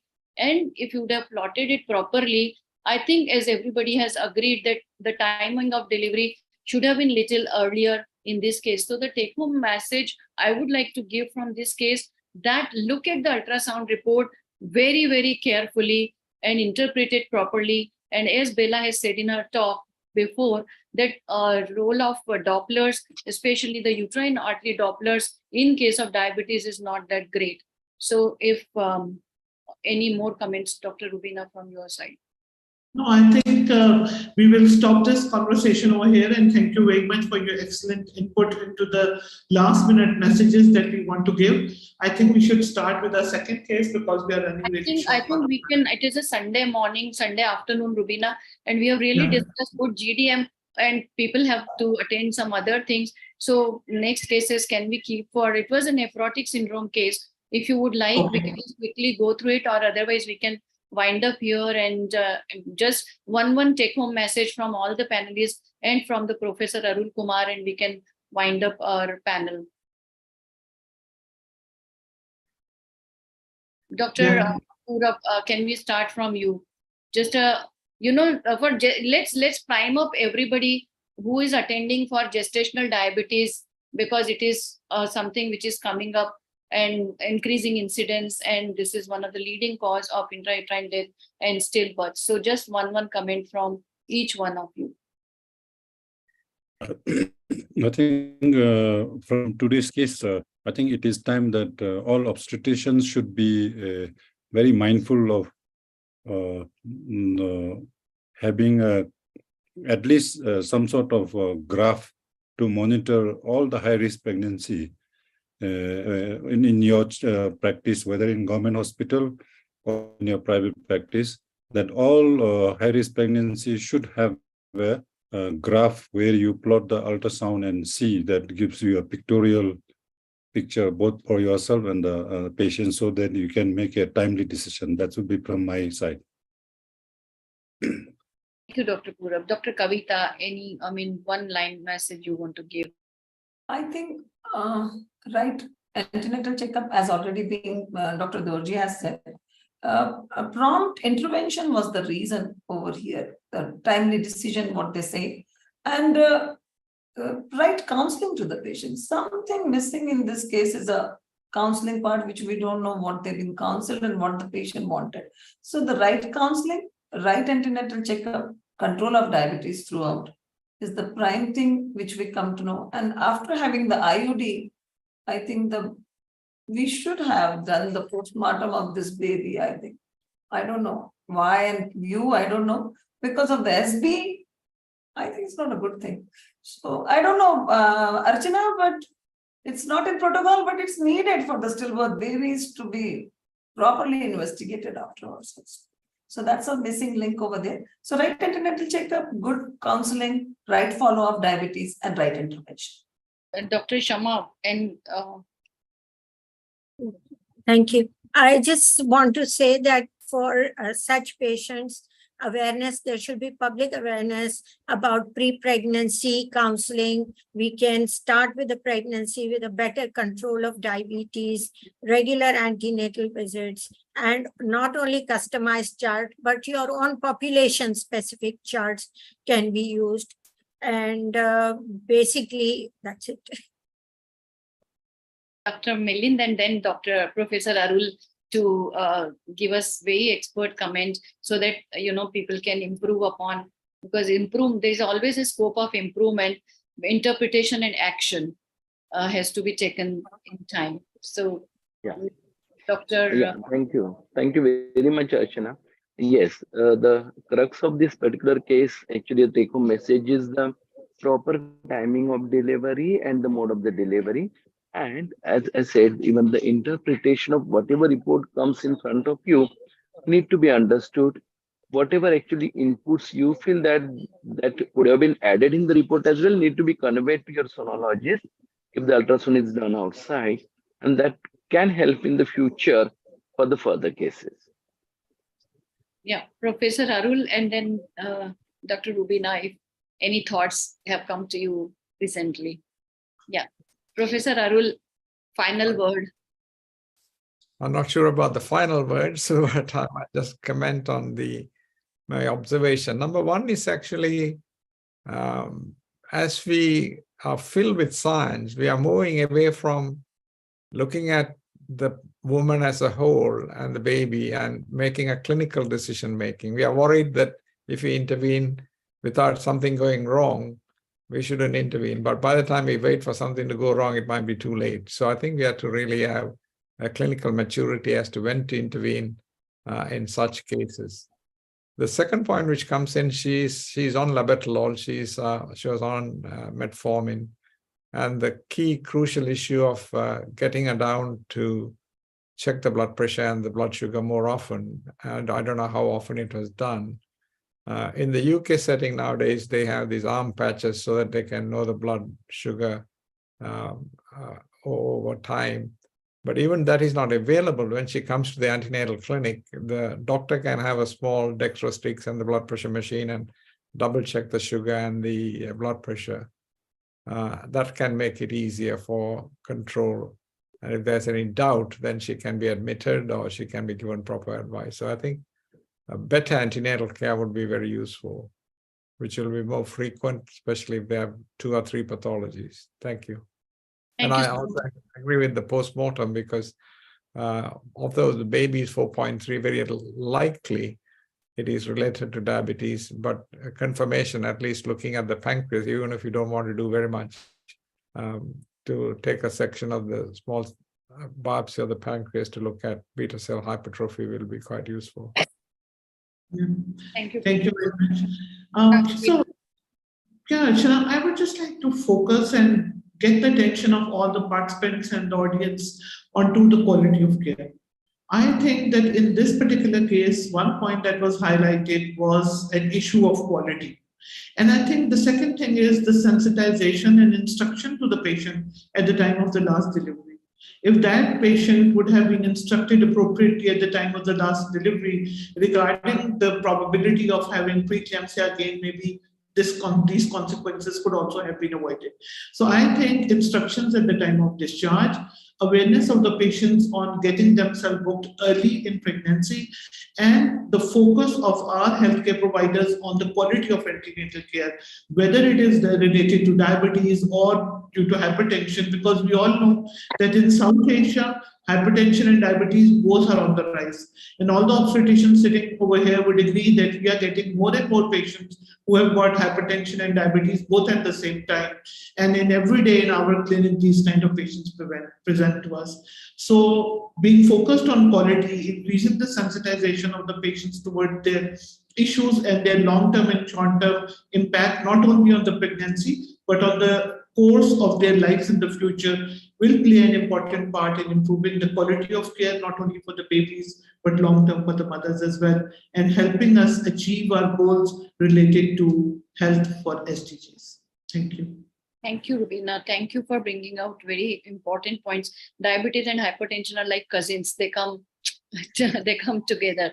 So I think it was quite an enlightening panel, and I'm really happy for support Foxy platform to bring out, important points, and we could just connect very well and discuss this case.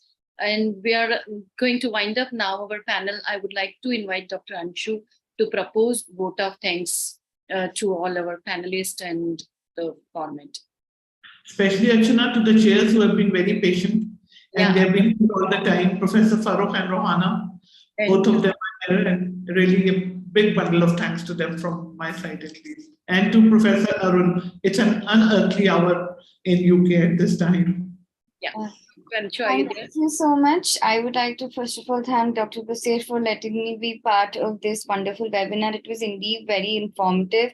I would start by thanking our Foxy President, Dr. Rishikesh Pai, then Dr. Yusuf, and also our chairperson for the previous session, Dr. Farooq, Dr. Preeti. We had wonderful speakers, Dr. Bela and Dr. Saad. It was very interesting, very concise, precise lectures. Of course, although we were short of time, we did really were able to keep it concise and had wonderful comments. I would like to thank the moderators, Dr. Rubina, Dr. Basir, and all of our panelists, and especially the experts, Dr. Arul Kumaran, for taking out his time on a Sunday and giving us such a long time and all his expert comments. I think the point of all of these webinars and combine is that we have so many societies, and the recommendations as a young practitioner, as a new person, often almost get jumbled up. And we need to, these collaborations help us really to follow, make a smooth guideline, and hopefully to follow a set pattern and how to do and practice, although there will always never be a set pattern for practicing obstetrics. And since we are new and we have been exposed to ultrasound from such a, yes, at the beginning, as opposed to all the experts here, it really highlights that we need to look at the clinical picture and as a whole. Ultrasound in diabetes can often be falsely reassuring, and look at the patient, touch your patient, see your patient, and then make a decision rather than just focusing on reports and investigations. So I thank all of our panelists, all the moderators and the chairpersons and our expert for giving us so much time for this wonderful and really interactive discussion. So thank you everyone, and hope we all enjoy the rest of our Sunday. And thank you, Format, for providing us the platform and connecting us. Thank you. Thank you. Thank you, everyone. Thank you so much. Thank you. Thank you very much. Thank you. Thank you. Thank you. Thanks a lot. Thank you. Thank you. soon. Thank you. Kumaran sir, I am going to meet you soon. Thank you. Yes. Everybody, hi, bye bye. Bye. Thank you. Thank you, everyone. Thank you. Rovina, after so many years, we are connected. Yeah, I know. Yeah. It's been ages. Yeah, It's been it ages. is. I know. We are looking forward to SAFOG. Hopefully, we should be able to meet. Yeah, you'll meet. Let's see. Nice meeting, Sadia. Everything. Thank you so much. Thank you. Thank you. Goodbye. Bye.